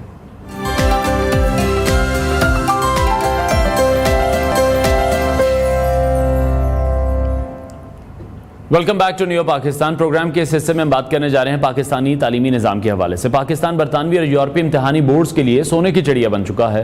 ملک کے سرکاری امتحانی بورڈز اور تعلیمی اداروں کی غیر تسلی بخش کارکردگی کے باعث پاکستان کے 2 لاکھ سے زائد طلبہ ان برطانوی اداروں میں انرول ہیں، اور ہر سال ان کی تعداد میں اضافہ بھی ہو رہا ہے. یہ ادارے پاکستان کے ناقص امتحانی نظام کا فائدہ اٹھا کر ہر برس اربوں روپے بیرون ملک منتقل کر رہے ہیں، اور دلچسپ بات یہ ہے کہ کیمبرج کے امتحانی پرچے مسلسل لیک ہونے اور کینسل ہونے کی وجہ سے لوگ اب دوسرے غیر ملکی بورڈز کا رخ کر رہے ہیں۔ پاکستان میں اس وقت نجی شعبے میں 2 امتحانی بورڈز آغا خان یونیورسٹی امتحانی بورڈ اور ضیاء الدین یونیورسٹی امتحانی بورڈ کام کر رہے ہیں، تاہم دونوں بورڈز میں طلبہ کی انرولمنٹ 1 لاکھ سے بھی کم ہے، جبکہ پاکستان کے سرکاری تعلیمی بورڈز کی تعداد 34 ہے، جن میں سندھ کے 8 تعلیمی بورڈز بھی شامل ہیں، جہاں میٹرک اور انٹر کے 60 لاکھ سے زائد طلبہ ہر سال امتحانات دیتے ہیں۔ فیڈرل بورڈ آف اسلام آباد کے قواعد و ضوابط کے باوجود غیر ملکی اداروں کو اپنا نصاب پڑھانے کے لیے حکومتی منظوری لینے کی ضرورت ہوتی ہے۔ بہت سے غیر ملکی امتحانی ادارے ہیں جو ان قوانین کو نظر انداز کرتے ہیں۔ ان کا مواد جو اکثر پاکستانی ثقافتی اقدار کے ساتھ غلط طور پر منسلک ہوتا ہے، مقامی حکام کی طرف سے جانچ یا منظوری نہیں دی جاتی ہے، نتیجتاً قیمتی زر مبادلہ کا مسلسل اخراج اور بیرونی تعلیمی نظاموں پر بڑھتا ہوا انحصار ہے، جو طلبہ کی وسیع آبادی کو پیچھے چھوڑتے ہوئے چند اشرافیہ کو پورا کرتا ہے۔ اسی حوالے سے ہم مزید بات کریں گے۔ ماہر تعلیم ڈاکٹر گلسانہ منشا صاحبہ نے ہمیں جوائن کیا ہے۔ ڈاکٹر صاحبہ بہت شکریہ آپ کے وقت کے لیے۔ سرکاری امتحانی بورڈز کے حوالے سے ہم بات کریں یا ہم اپنے تعلیمی اداروں کے حوالے سے بات کریں تو تسلی تو شروع سے ہم دیکھتے آئے ہیں کہ وہ کسی بھی ہمارے اس معاملے میں نہیں رہی ہے، اور ڈے بائی ڈے ہم دیکھ رہے ہیں کہ ہمارا جو تعلیمی نظام ہے اس پر مزید سوالیہ نشان اٹھ رہے ہیں۔ ایسی سچویشن میں جو برطانوی اور یورپی امتحانی بورڈز ہیں ان کے لیے بہت سی ایک اسپیس ہے وہ کریٹ ہو چکی ہے، اور جس طرح سے ہم نے اپنے انٹرو میں بھی بتایا ہے کہ کہا یہ جا رہا ہے کہ وہ تو سونے کی چڑیا پاکستان ان کے لیے بن چکا ہے، تو اس میں کتنی حقیقت ہے؟ Anwar, thank you so much for having me on your show first of all. Secondly, بالکل آپ نے ٹھیک ایڈریس کیا اس پرابلم کو کہ ہمارا جو ایجوکیشن سسٹم ہے وہ شاید اپنی ڈیوٹیز اس طرح سے پرفارم نہیں کر پا رہا، شاید نہیں، کافی حد تک نہیں کر پا رہا، کیونکہ ہمیں ریالٹی کی گراؤنڈ پہ بات کرنی ہے تاکہ عوام کو پتہ لگے کہ کیا حقیقت ہے اور کیا نہیں۔ حقیقت یہی ہے کہ ہمارا ایجوکیشن سسٹم جو گورنمنٹ بیسڈ ہے وہ اپنی ڈیوٹیز اس طرح سے پرفارم چونکہ نہیں کر پا رہا، وہ فیسیلیٹیٹ نہیں کر پا رہا کسی بھی طبقے کو۔ اگر آپ ایلیٹ کلاس کی بات کرو تو ان کو یہ لگتا ہے کہ یہ جو گورنمنٹ سسٹم ہے ایجوکیشن وہ ہمارے لیولز کو میٹ نہیں کرتا، کیونکہ ان کے بچوں نے انٹرنیشنل لیولز پہ جا کے پرفارم کرنا ہوتا ہے۔ بہت سے گھرانے میجورٹی اس طرح کے ہیں جن کا ٹارگٹ یہ ہوتا ہے کہ ہم نے اپنے بچوں کو ملک سے باہر بھیج دینا ہے، اور پھر وہ جو میٹریکولیشن سسٹم ہے یا جو بھی آپ کے بورڈز ہیں جس طریقے سے کام کر رہے ہیں وہ کہتے ہیں کہ وہ انٹرنیشنل ریکوائرمنٹس کو میٹ نہیں کرتے، اسٹینڈرڈز پہ نہیں ہے۔ ٹھیک ہے، اسی ٹرینڈ کو دیکھتے ہوئے بالکل آپ نے ٹھیک بات کہی کہ جو یورپین بورڈز ہیں جس میں برٹش اور اب تو آکسفورڈ بھی جو ہے وہ بھی انکلوڈ ہو گیا ہوا ہے، آئی بی، ایڈیکسل کی بات کر لیں، کیمبرج کی بات کر لیں، یہ سب ایک ہی تھالی کے چڈے بڈے ہیں if we talk about in the terms of foreign education enrollment in Pakistan۔ تو جب اس طرح کا ٹرینڈ فالو ہوا تو پھر جو ایلیٹ کلاس تھی وہ اس طرح سے سرو نہیں کر پا رہی تھی۔ گورنمنٹ کے لیول کے اوپر جو سکولز کی حالت ہے وہ اس طرح کی ہے کہ آپ کا مڈل کلاس بھی وہاں جانا پسند نہیں کرتا۔ اور تیسرا کام یہ ہوا کہ جو انگلش میڈیم سکولز تھے انہوں نے بہت سمارٹ پلے کیا، انہوں نے آپ کی ایلیٹ کلاس کے لیے یہ سارے یہ جو رنگ برنگے ابھی آپ نے نام لیے یہ سارے کے سارے سسٹمز انہوں نے اپنی ایلیٹ کلاس کے لیے آپ کو پتہ ہے ایک ہی اسکول سسٹم کے اندر جتنے بھی انگلش میڈیم سکولز ہیں ہر ایک اسکول سسٹم کے اندر کلاسیفیکیشن ہوئی ہوئی ہے، ٹھیک ہے۔ ایک سسٹم آپ کے ایلیٹ کلاس کو اس وقت کیٹر کر رہا ہے، ایک آپ کے ہائی کلاس کو، پھر مڈل کلاس اور پھر لوور کلاس کو۔ اب میں ان سکولز کا نام اگر لوں اور ان کی سٹریمز بتانا شروع کروں تو وہ بعد میں آپ کو پتہ لگے گا کہ ان کے اونرز ایک ہی ہیں، نام انہوں نے چھوٹے چھوٹے بدل کے کسی کو لینڈ مارک کر دیا ہے، کسی کو کچھ کر دیا ہے، لیکن it's basically serving the different classes of people. ٹھیک ہے، تو سرکاری تو جو کام ہے وہ تو بالکل ہی ختم ہو گیا ہوا ہے، ٹھیک ہے۔ وہ تو آپ اب یہ سمجھ لو کہ شاید صرف گاؤں کے جو لوگ رہ گئے ہیں وہاں پہ صرف سرکاری ادارے کام کر رہے ہیں، کیونکہ انگلش میڈیم سکولز بہرحال ابھی تک they have performed in the cities, they have not traveled or they have not seeped into the rural areas of Pakistan. ٹھیک ہے، rather they are focusing themselves to elaborate their systems or to extend their branches on international levels. दूसरे मुल्कों में वो अपनी branches बना रहे हैं लेकिन rural areas की तरफ वो बिल्कुल भी नहीं जा रहे हैं। और फिर हम ये देख रहे हैं जो ये सिस्टम पाकिस्तान के अंदर एंटर अब हो चुका है बड़े अच्छे तरीके से। ये तो सारा जो पैसा है अरबों रुपया है ये तो पाकिस्तान से बाहर जा रहा है, तो इसका फायदा तो फिर पाकिस्तान को तो किसी सूरत नहीं हो रहा। अनवार राइटली एड्रेस्ड, मैं बहुत ज़्यादा आजकल बात कर रही हूँ कि पाकिस्तान में पावर्टी को किस तरह से ख़त्म किया जाए। देखो, जब आपके अपने ही मुल्क के लोग इतने सेल्फिश हो जाएंगे कि उनको सिर्फ ये होगा कि हमारे बच्चे तो बाहर के मुल्कों में भी पढ़ लें, सब कुछ कर लें। ज़रूर करें, आप अपने बच्चों का अच्छा ज़रूर सोचें, लेकिन साथ साथ मेरा ख्याल है कि ये जो उम्रा, जो आपने अपने इंट्रोडक्शन की लास्ट लाइन बहुत खूबसूरत बोली कि कुछ एक ऐसी क्लास है, अशराफिया शायद आपने यूज की थी, मैं उनको उमरा ऑफ द सोसाइटी बोलती हूँ। और जैसे आपका दीन भी कहता है कि 5 लोगों का, कि पता नहीं 3 लोगों का हिसाब बहुत स्ट्रांग होगा ऊपर जाके, जिनमें से एक आपकी अमीर क्लास जो है वो होगी, क्योंकि पैसे का हिसाब किताब आपने कहाँ खर्च किया, कहाँ नहीं। अब ये जो उमरा हैं ये अपने बच्चों की एजुकेशन के लिए तो बहुत स्पेंड कर रहे हैं, बट दे नॉट थिंकिंग, या गवर्नमेंट इज नॉट थिंकिंग कि अगर गवर्नमेंट अफोर्ड नहीं कर पा रही तो आपको थोड़ा सा स्मार्ट माइंड के साथ काम करना चाहिए। आप टैक्स जो लागू कर रहे हैं इन अमीर लोगों के ऊपर या सारी कौम के ऊपर, तो इन्हीं अमीर लोगों के ऊपर सिर्फ एक चीज आप लागू कर दीजिए कि किसी एक लेस प्रिविलेज बच्चे को अडॉप्ट कर लें और उसकी एजुकेशन का जिम्मा उठा लें, चलें। वो नहीं उसको पढ़ाएगा बाहर के मुल्क में, वो नहीं उसको पढ़ाएगा वही जो एक ही सिस्टम में 5 स्ट्रीम्स में जो फर्स्ट 2 टॉप की हैं उनमें नहीं डालेगा, कम से कम मिडिल क्लास में तो डाल देगा, तो किसी और का बच्चा भी पढ़ जाएगा। सोसाइटी के लिए नहीं सोचा जा रहा, सोसाइटी के लिए नहीं सोचा जा रहा। और मैं समझती हूँ कि अगर इस तरह के मेजर्स गवर्नमेंट भी ले तो देखें, डंडा मार के अब बिजली के बिलों में भी तो आप वो टैक्स ले रहे हैं ना, आपको आ ही रहा है ना वो revenue, you're gaining that revenue. So if you make it a mandatory, you take it as a mandatory measure, या आप इम्प्लीमेंट कर देते हैं उसको, तो डेफिनेटली लोग फिर उनके ऊपर लागू हो जाएगा कि हाँ, जैसे सीट बेल्ट याद है एक वक्त आया था कि जो आप नहीं करते थे, वरना पाकिस्तानी कौम और किसी की सुन ले, लेकिन जब आपको ये पता होगा कि 2000 का चलान होना है सड़क के ऊपर, तो फिर वो आप लगा ही लेते हैं बेल्ट। ठीक है, तो लॉ एंड ऑर्डर में भी अगर चीजें शामिल कर ली जाए तो मेरा ख्याल बहुत बेहतर होगा। और हुकूमत की तरफ हम देख रहे हैं तो वो भी तालीम पर सरमायाकारी उस तरह से हमें करती तो बिल्कुल भी नहीं दिखाई दे रही। जब भी बजट आता है तनकीद की जाती है कि सबसे कम जो पैसे रखे जाते हैं, सबसे ज्यादा जिस शोबे में पैसे रखने चाहिए वो तालीम है, और सबसे कम उसमें पैसे रखे जाते हैं, जिसकी वजह से 2.5 करोड़ से ज्यादा बच्चे इस वक्त स्कूल से बाहर हैं। अगर हम सरकारी स्कूलों की बात कर रहे हैं, सरकारी बोर्ड्स की बात कर रहे हैं, तो अभी हमने देखा कि सिंध में जो बोर्ड के इम्तिहानात मैट्रिक के हुए हैं, डेली हम अपने ही प्रोग्राम में बताते थे कि पेपर पहले ही लीक हो जाता है। बिल्कुल ऐसे भी ये तो सरकारी इदारों की ये हालात हैं। फिर जब दूसरी तरफ इस तरह के सिस्टम एंटर कर रहे हैं और वो लोगों को पढ़ाने की कोशिश कर रहे हैं, वो भी हमें अच्छे नहीं लग रहे हैं, फिर हम कंफ्यूज हैं। हाँ, एक्चुअली ज़र मुबादला जो मुल्क से बाहर जा रहा है, ये तो बहुत बड़ा लॉस है, ये तो बहुत बड़ा लॉस है।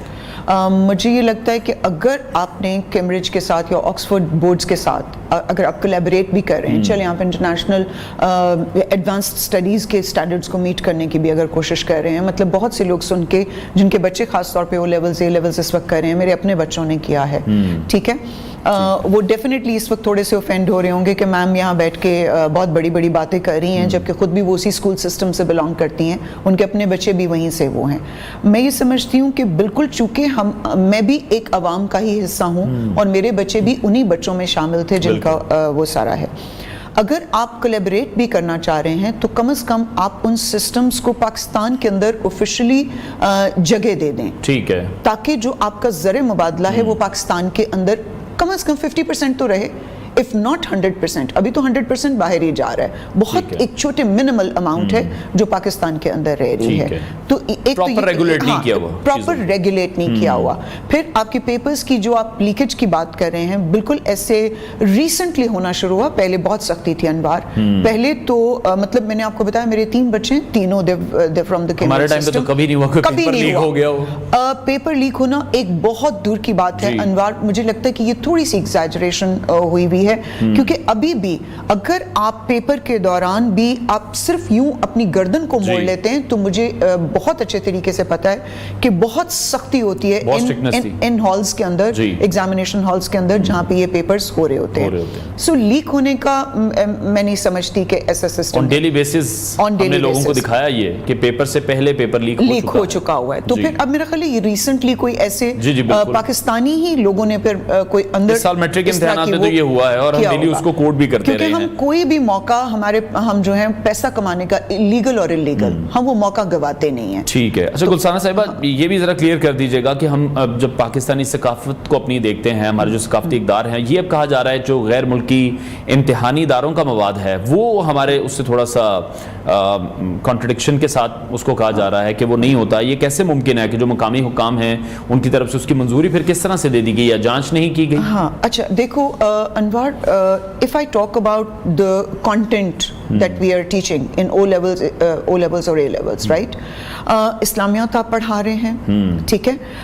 میں خود ایک انگلش میڈیم اسٹریم, میں بیکن ہاؤس سے اس وقت بلانگ کر رہی ہوں, اور اگر بیکن ہاؤس اس چیز کو فالو کرے تو اس کا مطلب ہے سارے انگلش اسٹریمز. ناظرہ پڑھایا جا رہا ہے او لیولز کے اسٹوڈنٹس کو, اے لیولز کے اسٹوڈنٹس کو سائملٹینیسلی, اور اسلامیات تو باقاعدہ آپ کیمبرج کا پیپر دیتے ہیں. پاکستان اسٹڈیز آپ کے کیمبرج کے پیپرز کے بیچ میں شامل ہے, ٹھیک ہے. سو آپ کا کلچر, آپ کی جیوگرافی, آپ کی سارا کچھ آپ کے پاکستان اسٹڈیز کے بیچ میں انکلوڈ ہو جاتا ہے. اور اگر آپ ریلیجن کی بات کریں, آف کورس ہم religious culture plus geographical culture کا کمبینیشن ہے پاکستان کے ریجن کو کہ اگر آپ بات کریں تو آپ کا جو اسلامک کلچر ہے وہ بھی ٹیچ کیا جا رہا ہے. تو اس معاملے میں میں سمجھتی ہوں کہ وہ نہیں. اور دوسری پاکستان کے گھروں کے بیچ میں ایک چیز کے اوپر میں دیکھتی ہوں کہ ابھی تک پیرنٹس اچھا ایک فوکس رکھتے ہیں, that is your religious cultures, ٹھیک ہے. اور جیسے ہی وہ دیکھتے ہیں کہ بچے کوئی فارن کلچر کو پکڑنے کی کوشش کی ہے تو اس کو گھر سے ہی ریگولیٹ کر دیا جاتا ہے. اور ایک چیز اور, جیسے میں نے آپ کو بتایا, مجھے اسکول کا نام اس لیے لینا پڑا کہ it's one of the biggest streams, تو ڈیفینیٹلی اگر وہ فالو کر رہے ہیں, مطلب میں اگر اپنے اسکول کے بیچ میں آف سلیوز پہن کے جا رہی تھی تو باقاعدہ مجھے کہا گیا کہ پلیز مس آپ اس طرح سے آف سلیوز پہن کے نہ آئیں, کیونکہ اس کا جو ایک ایفیکٹ ہے وہ بہت سے ایسے گھرانے ہیں جہاں پہ ان کا ہوتا ہے, جس کو میں نے فوراً مطلب یس کیا اور اس کو اپریشیٹ کیا کہ ٹھیک ہے کہ اگر ہم انگلش میڈیم اسکولز میں بھی اس کلاس کے بچوں کو ڈیل کر رہے ہیں تو وہ مجھے لگتا ہے کہ کلچر اتنا نہیں. تیسری بات کہ فرض کریں تھوڑا بہت کلچر اگر باہر کی دنیا کا آپ کے نالج میں آ بھی رہا ہے یا بچے اس کو پکڑ بھی رہے ہیں. دیکھیں انوار, اس وقت کووڈ کے آ جانے کے بعد, انٹرنیٹ کے آ جانے کے بعد, اور یہ جتنے بھی ڈیجیٹل دور ہے, ٹھیک ہے, یہ ڈیجیٹل دور ہے. اگر ہم بریفلی بات کریں تو ڈیجیٹلائزیشن کے ہونے کے بعد آپ یہ نہیں سوچ سکتے کہ آپ کسی بھی چیز کو روک نہیں سکتے. ہاں, آپ صرف کیمبرج یا آکسفورڈ کے سلیبسز کی وجہ سے نہیں, آپ اس وقت ایک گاؤں کے بچے کے ہاتھ میں چلے جاؤ, وہ آپ کو اس وقت چائنا کے کھانے بنا کے, کورین فوڈ, کورین گانے وہ بچے سن رہے ہیں, تو یہ تو اسکولز میں نہیں پڑھا رہے نا, یہ تو اس سلیبس کا حصہ نہیں ہے. So children are exposed to the global culture, you know, thing. Through our phones. So اس کو آنے دیجئے, کیونکہ ہم ایک لیول کے اوپر ہم یہ بھی چاہتے ہیں کہ پاکستان کے بچے باقی انٹرنیشنل نیشنز کی طرح باقی کلچرز کو بھی ایکسیپٹ کریں, اس کو انڈرسٹینڈ کریں, اپریشیٹ کریں, اور تاکہ انکلوژن اور ڈائیورسٹی کی جو ایک کانسیپٹ اس وقت ہم لانچ کر رہے ہیں ایجوکیشن سسٹم کے اندر یا کسی بھی ورک پلیس کے اندر, وہ اسکولز کے اندر سے ہی ڈیولپ ہو جانی چاہیے, گھروں کے اندر سے ہی ڈیولپ ہو جانی چاہیے. اچھا دوسری طرف جس طرح سے ابھی آپ نے بھی نام لیا, کیمبرج کا بھی ہم نے نام لیا, آکسفورڈ کا بھی نام لیا, اور بھی کچھ ایسے ہیں بہت سے ہیں, وہ ایک مکسچر بن چکا ہے بالکل. تو اس میں اب بچے بہت زیادہ کنفیوزڈ ہیں, پیرنٹس بہت زیادہ کنفیوزڈ ہیں, بہت بڑا we should go to Cambridge, we should go to Oxford. کرنا کیا ہے؟ اتنی کنفیوژن ہے جو کہ پہلے بھی تھی ہمارے ہاں. پہلے سب سے پہلے مدرسہ نظام ہے, اس کے بعد سرکاری اسکول موجود ہیں, اس کے بعد پرائیویٹ اسکولوں کی ایک بہت بڑا مینیو موجود ہے, جس کے بعد پھر ہم دیکھ رہے ہیں کہ اس میں لو لیول کے بھی ہیں, ہائی لیول کے بھی ہیں, ڈفرینٹ قسم کے نام بھی ہیں, ڈفرینٹ قسم کے وہاں پہ سلیبس بھی پڑھائے جاتے ہیں. ایک یکساں تعلیمی نظام بھی ہمارے ملک میں موجود نہیں ہے. بالکل اس کی بھی کمی آپ سمجھتی ہیں کہ ہے؟ ایک دور میں پی ٹی آئی کے دور میں کیا بھی گیا تھا, پھر وہ ختم کر دیا گیا. اور اس لیے کہ جب پی ٹی آئی کے دور میں یہ میجر لیا گیا سلیبس کو وہ کرنے کے لیے, تو بہت بڑا جو پروٹیسٹ اٹھا تھا یا بہت ایجیٹیشن جو ہمیں دکھائی دی تھی، انفارچونیٹلی وہ انگلش میڈیم اسکولز میں ہی دکھائی تھی، ٹھیک ہے. اور چونکہ یہ ایک مطلب I am conveying it to you on the camera کہ یہ ایک بہت بڑا، I don't know if I should use this word, لیکن مافیا کی طرح بہرحال کام کرتے ہیں، ٹھیک ہے، اور ان کی بہت پاور ہے. تو لیکن واٹ از اپریشیبل از ابھی بھی ایس این سی کے جو سبجیکٹس اور جو بکس پی ٹی آئی کے گورنمنٹ نے امپلیمنٹ کرنے کے لیے کہا تھا، دا گڈ نیوز از کہ وہ بکس ہمارے اسکولس میں لگی ہوئی ہیں، ٹھیک ہے.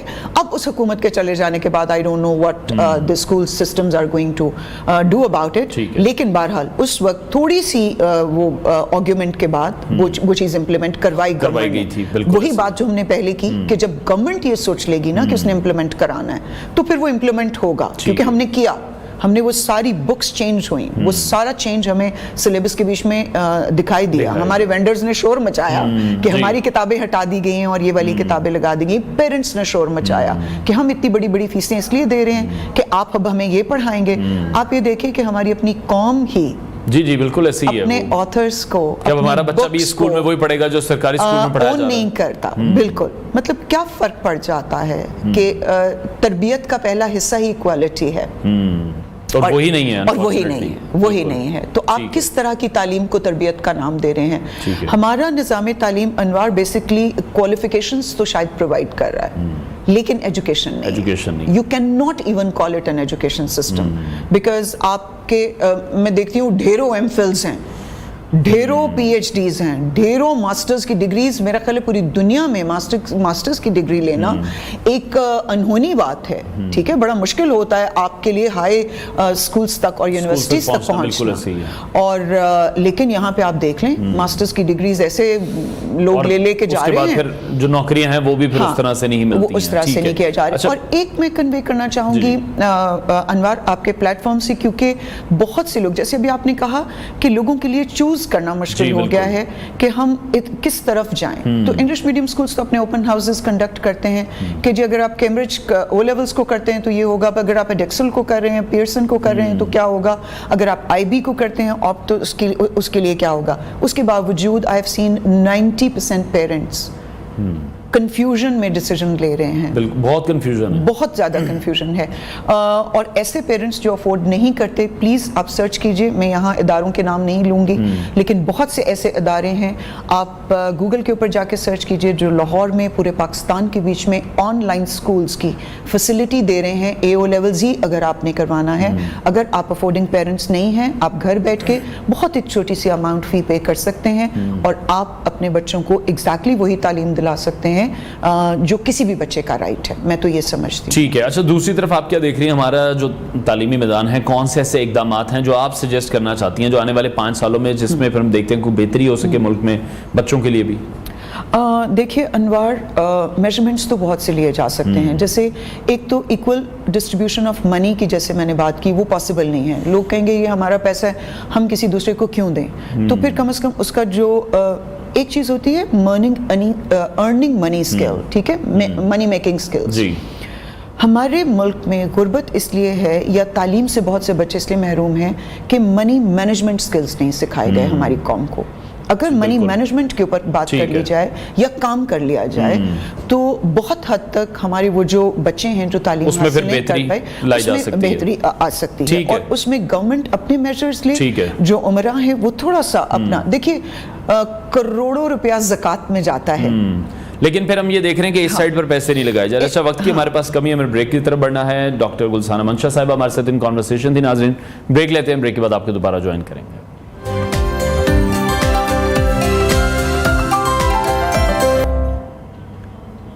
Welcome back to new Pakistan. اب کچھ بات کریں گے ملکی سیاست کے حوالے سے. وفاقی وزیر برائے منصوبہ بندی احسن اقبال کہتے ہیں کہ چند جرنیلوں اور ججز نے اپنی بیگمات اور بچوں کے کہنے پر ایک اناڑی کو ملک پر مسلط کیا. لاہور میں ایک تقریب سے خطاب کرتے ہوئے احسن اقبال کا کہنا تھا کہ پاکستانی مصنوعات کو عالمی معیار کے تقاضوں سے ہم آہنگ کرنا ہوگا. مختلف صوبوں سے تاجروں کو نمائندگی کا موقع دیں گے. احسن اقبال نے کہا کہ بجلی کے بلوں کا بحران ہمیں ورثے میں ملا ہے. حکومت بجلی بحران پر قابو پانے کی پوری کوشش کر رہی ہے. قوم کو بجلی بلوں کے بحران سے بھی نکالا جائے گا۔ وفاقی وزیر کا کہنا تھا کہ چند جرنیلوں اور ججز نے اپنی بیگمات اور بچوں کے کہنے پر ایک اناڑی کو ملک پر مسلط کیا ہے۔ دوسری جانب جمعیت علماء اسلام JUI کے سربراہ مولانا فضل الرحمان کہتے ہیں کہ شہباز شریف ملک کو آگے لے کر جانے میں ناکام رہے ہیں۔ گزشتہ دنوں مردان میں کسان کنونشن سے خطاب کرتے ہوئے مولانا فضل الرحمان کا کہنا تھا کہ شہباز شریف ملک کو آگے لے کر جانے میں ناکام رہے ہیں۔ شہباز شریف ملک کی معیشت کو ٹھیک نہیں کر سکے۔ شہباز شریف نے کہا تھا کہ ملک کی معیشت کو اٹھاؤں گا، لیکن وہ نہیں اٹھا سکے۔ شہباز شریف چین گئے اور سرمایہ کاری کے لیے آمادہ کرنے کی کوشش کی۔ چین نے ایک ہی بات کی کہ سیاسی استحکام نہیں ہے، امن و امان کی صورتحال صحیح نہیں، جب امن و امان کی صورتحال خراب ہوگی تو پھر سرمایہ کاری بھی نہیں ہوگی۔ ان کا کہنا تھا کہ غیر ضروری طور پر باہر سے گندم کیوں منگوائی گئی، اتنی گندم درآمد کرائی گئی کہ یہاں کسانوں کی گندم گھروں میں پڑی رہ گئی۔ پاکستان تحریک انصاف کے مرکزی رہنما شاہ محمود قریشی کہتے ہیں کہ بانی PTI کی سیاسی حقیقت کو تسلیم کیے بغیر ملک میں سیاسی استحکام نہیں آ سکتا۔ کوٹ لکھپت جیل میں صحافیوں سے غیر رسمی گفتگو کرتے ہوئے شاہ محمود قریشی کا کہنا تھا کہ وہ 40 سال سے سیاست کر رہے ہیں، لیکن 39 سال کوئی مقدمہ بھی ان پر درج نہیں ہوا ہے اور 1 سال میں مجھ پر درجنوں مقدمات ہو گئے ہیں۔ ایک سوال کے جواب میں شاہ محمود قریشی نے کہا کہ کسی کو برا لگے یا اچھا لگے، بانی PTI سیاسی حقیقت ہے اور بانی PTI کی سیاسی حقیقت کو تسلیم کیے بغیر سیاسی استحکام نہیں آ سکتا۔ شاہ محمود قریشی کا کہنا تھا کہ نواب اکبر بگٹی کے ساتھ جو ہوا وہ بھی ظلم تھا۔ اکبر بگٹی پاکستان مخالف نہیں تھے، ہمیں ایک دوسرے کو غدار غدار کہنا بند کرنا چاہیے۔ 75 سال سے غداری کے سرٹیفکیٹ بانٹے جا رہے ہیں۔ انہوں نے کہا کہ محمود خان اچکزئی ڈیموکریٹ ہیں، جمہوری اور آئینی سوچ رکھنے والا غدار نہیں ہو سکتا۔ بلوچستان میں امن کا راستہ مذاکرات سے ہو کر گزرتا ہے، اور اس حوالے سے ایک اور بھی اپڈیٹ ہے، اور گورنر کی تبدیلی کا جو فیصلہ ہوا ہے اس حوالے سے ہم دیکھ رہے ہیں کہ کچھ کشیدگی اس وقت MQM پاکستان اور مسلم لیگ نون کے درمیان بھی دکھائی دے رہی ہے، جبکہ پاکستان پیپلز پارٹی کی جانب سے جو ذرائع ہیں وہ تو یہی بتا رہے ہیں کہ کہیں نہ کہیں حکومت کو پریشرائز کیا جا رہا ہے کہ جو گورنر سندھ ہیں وہ پاکستان پیپلز پارٹی سے ہونے چاہیے، جس پر MQM کا یہ موقف ہے کہ نون لیگ سے پہلے ہی بات ہوئی تھی کہ گورنر سندھ جو ہوں گے وہ MQM پاکستان سے ہوں گے، اور اگر ایسا نہیں ہوتا تو پھر وہ حکومت کے ساتھ نہیں رہیں گے۔ اسی تمام صورتحال پر بات کریں گے سینئر تجزیہ کار ماجد نظامی صاحب نے ہمیں جوائن کیا۔ ماجد صاحب بہت شکریہ آپ کے وقت کے لیے۔ سب سے پہلے گورنر سندھ کے ایشو پر ہی میں بات کرنا چاہوں گا۔ کامران ٹیسوری کے حوالے سے اب یہ کہا جا رہا ہے کہ جلد ہی کوئی فیصلہ سامنے آئے گا، پاکستان پیپلز پارٹی کا پریشر ہے یہاں پر، یا آپ کو لگ رہا ہے مقتدر حلقوں کی طرف سے یہ کہا گیا ہے؟ کیونکہ MQM تو صاف کہہ رہی ہے کہ اگر ایسا ہوا تو پھر وہ حکومت کے ساتھ نہیں رہیں گے۔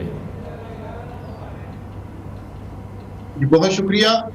کامران ٹیسوری صاحب کا معاملہ اس لیے دلچسپ ہے کہ جب ان کی نامزدگی کی گئی تھی اس وقت بھی فروغ نسیم صاحب کی طرح یہ خبریں سامنے آئی تھی کہ آخر وہ کس کی نامزدگی ہیں، کیا وہ MQM پاکستان کی نامزدگی ہیں یا MQM پاکستان کے نام پر کسی اور نے انہیں نامزد کیا ہے۔ لیکن اس کے باوجود بھی وہ بڑی کامیابی سے گورنر سندھ بنے اور MQM کے اندر وہ خاصے غیر مقبول بھی تھے، لیکن اس کے باوجود ان کے نام کے اوپر کسی نے اعتراض نہیں کیا۔ اس لیے مجھے لگتا ہے کہ کامران ٹیسوری صاحب کی جو بیکنگ ہے وہ MQM سے کی جانب سے زیادہ کہیں اور سے بھی ہے، تو اس لیے اگر انہیں ہٹایا جاتا ہے تو یہ مقتدر حلقوں کے پالیسی شفٹ کے طور پہ اسے دیکھا جائے گا کہ یا تو وہ کامران ٹیسوری کی کارکردگی سے ناخوش ہیں یا انہیں مزید کوئی نیا چہرہ چاہیے، تو اس لیے میں اس کو صرف MQM کی اندرونی سیاست سے ملا کے نہیں دیکھتا۔ ٹھیک ہے۔ اور دوسری اہم بات یہ کہ پیپلز پارٹی نے جب عہدوں کی لین دین کی بات کی تھی تو اس وقت انہوں نے پنجاب اور سر KP جو ہے وہ انہوں نے اپنے لیے چنا تھا، اور بلوچستان اور سندھ کے گورنرز انہوں نے PMLN کے کوٹے میں رکھے تھے۔ اب ہے تو یہ PMLN کی جانب سے، لیکن ان کا تعلق MQM سے ہے، نامزدگی ان کی کہیں اور سے آئی تھی، تو ان کا ایک بڑا عجیب و غریب سا کمبینیشن ہے۔ اس کو اگر تبدیلی اگر ہوتی ہے تو یہ ایک بہت بڑی تبدیلی ہوگی۔ لیکن نظام صاحب جس طرح سے آپ یہ کہہ رہے ہیں کہ پالیسی شفٹ بھی اگر مقتدر حلقے بھی کرنے جا رہے ہیں، اگر پاکستان پیپلز پارٹی کا پریشر بھی نہیں ہے مسلم لیگ نون پر، لیکن سچویشن تو at the end Muslim League Noon کے لیے ہی خراب ہوگی۔ MQM اگر حکومت کا ساتھ چھوڑ دیتی ہے تو پھر حکومت کے لیے بڑی مشکل بن جائے گی۔ جی بالکل، اس کی وجہ یہ ہے کہ مسلم لیگ نون کے پاس سادہ اکثریت بھی نہیں ہے اور نہ ہی وہ ایون پارلیمنٹ کے اندر میجورٹی پارٹی ہے۔ اس وقت قومی اسمبلی کا سکور کارڈ تو بالکل ایک سینسٹیو سچویشن پہ ہے کہ جہاں پر کوئی تھوڑی بہت بھی اونچ نیچ ہوگی تو اس سے مسلم لیگ نون کو مسائل کا سامنا ہوگا۔ میں نہیں سمجھتا کہ اس بنیاد پر اگر MQM کو راضی کیے بغیر کوئی قدم اٹھایا گیا تو وہ اس کا کوئی فائدہ ہوگا۔ ٹھیک ہے۔ اس لیے ضروری ہے کہ جس طرح مسلم لیگ نون سے بشیر میمن کا نام سامنے آ رہا ہے، تو اگر انہیں بنایا جاتا ہے تو بہرحال ایم کیو ایم کو یا تو پھر کوئی ایک وزارت دینا پڑے گی یا انہیں کہیں اور ایڈجسٹ کرنا پڑے گا، ادروائز یہ کام ذرا مشکل ہو جائے گا۔ ٹھیک ہے۔ اچھا، احسن اقبال صاحب کی ایک سٹیٹمنٹ ہے بجلی بحران کے حوالے سے، وہ یہ کہہ رہے ہیں، اور یہ جو باتیں ہیں ہم سالوں سے، بلکہ شاید بہت اب ایک عرصہ گزر گیا ہے کہ ہم یہ باتیں سنتے چلے آ رہے ہیں کہ جو بجلی کا بحران ہے وہ ہمیں ورثے میں ملا ہے، جو مہنگائی ہے وہ ہمیں ورثے میں ملی ہے، یہ تمام حکومتیں آتی ہیں، اپنی اپنی باری لیتی ہیں اور ہمیں صرف انہی باتوں میں الجھائے رکھتی ہیں۔ آپ کو لگتا ہے بجلی کا بحران پر قابو پانے کی حکومت اس وقت سیریس کوششیں کر رہی ہے؟ جس طرح سے جماعت اسلامی کی طرف سے دھرنا دیا گیا، اب وہاں پر بھی شاید اس طرح سے کوئی بات نہیں بن سکی ہے، بجلی کی قیمتیں دوبارہ سے بڑھائی گئیں، اس حکومت میں یہ اہلیت آپ دیکھ رہے ہیں کہ قوم کو بجلی کے بحران سے نکال پائیں گے؟ دیکھیے، بجلی کا بحران ایز اٹ از تو موجود نہیں ہے، اس کی شکل بدل چکی ہے۔ ہمارے پاس جو پروڈکشن ہے وہ بھی موجود ہے، ہمارے پاس ٹرانسمیشن لائنز کا ایشو ہے، کیونکہ مسلم لیگ نون کا جو بیانیہ تھا وہ یہ تھا کہ دیکھیں ہم نے 40,000 میگا واٹ سے زیادہ بجلی جنریٹ کرنے کا بندوبست کر دیا ہے، اور لیکن مسئلہ یہ کہ جو ٹرانسمیشن لائنز ہیں وہ 25,000 میگا واٹ سے زیادہ برداشت ہی نہیں کر سکتی۔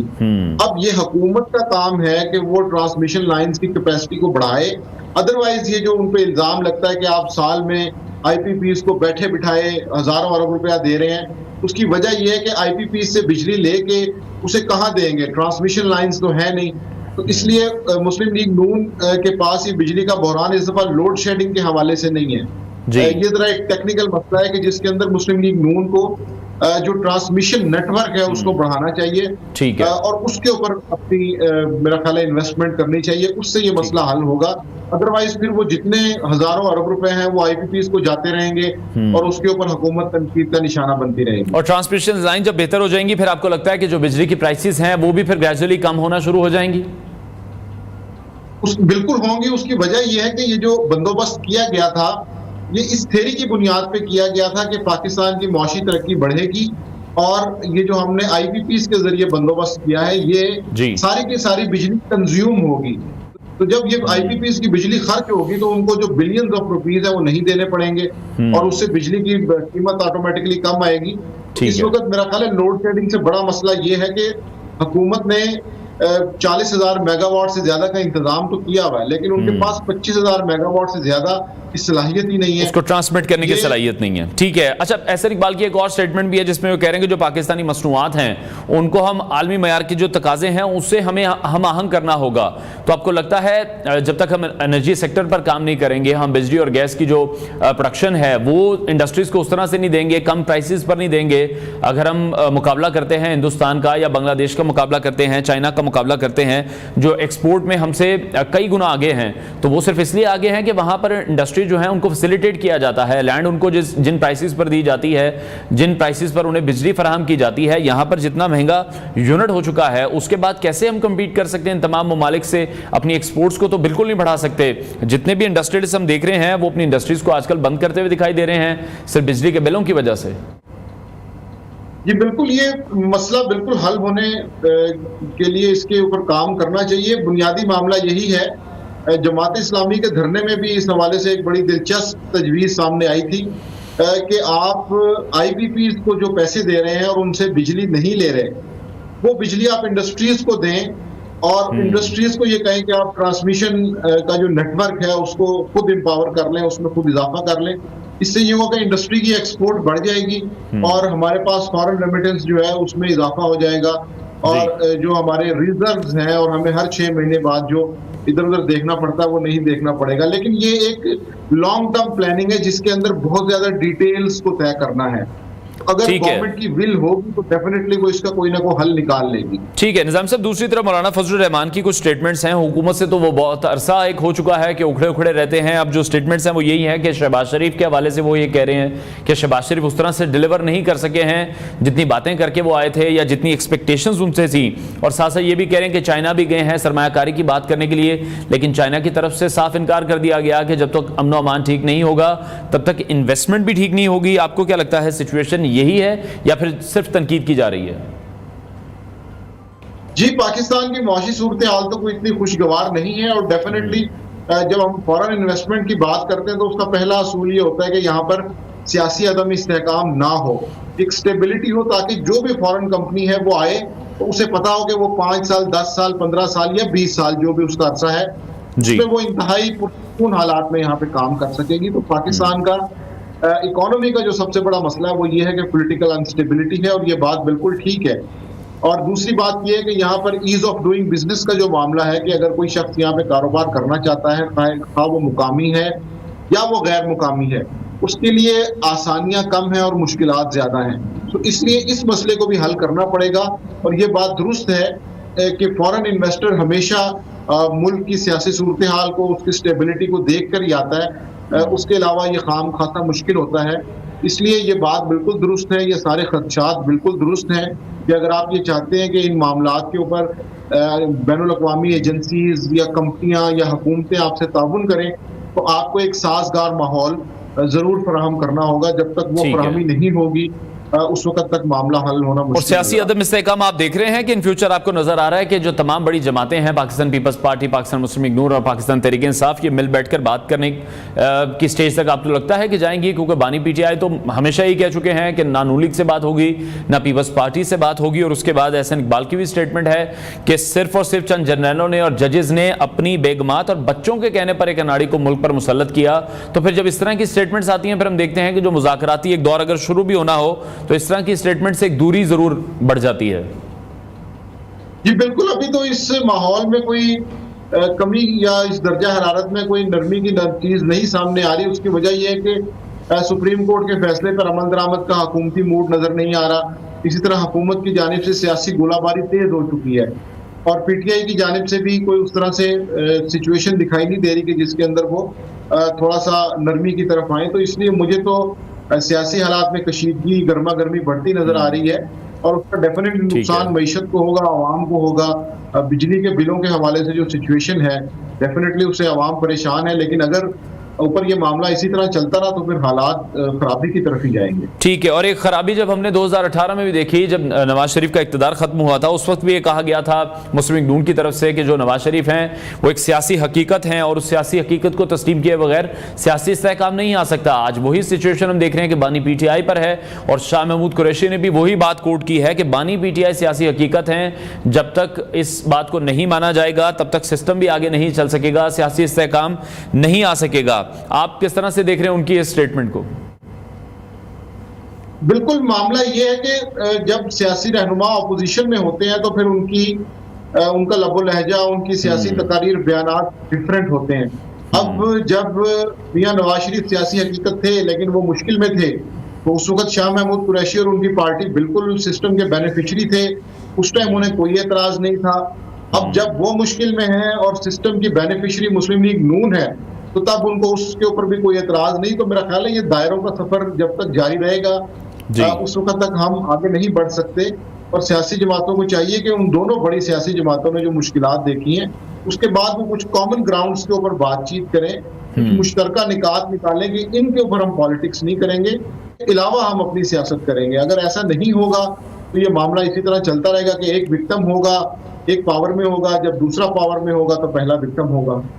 ٹھیک ہے. اور دوسری طرف نظام صاحب, جس طرح سے یہ بھی کہا جا رہا ہے کہ کہیں نہ کہیں محمود خان اچکزئی کو پوائنٹ کیا جا رہا ہے کہ وہ پاکستان تحریک انصاف کی طرف سے نہیں لیکن انڈائریکٹلی جو حکومت ہے اس سے مذاکرات کر سکتے ہیں, مذاکراتی عمل آپ کو لگتا ہے کہ اب شروع ہوگا اور وہ کہیں نہ کہیں جا کر کچھ بات بن جائے گی, ٹیبل تک آئے گی پاکستان تحریک انصاف, چاہے انڈائریکٹلی کیوں نہ آئے؟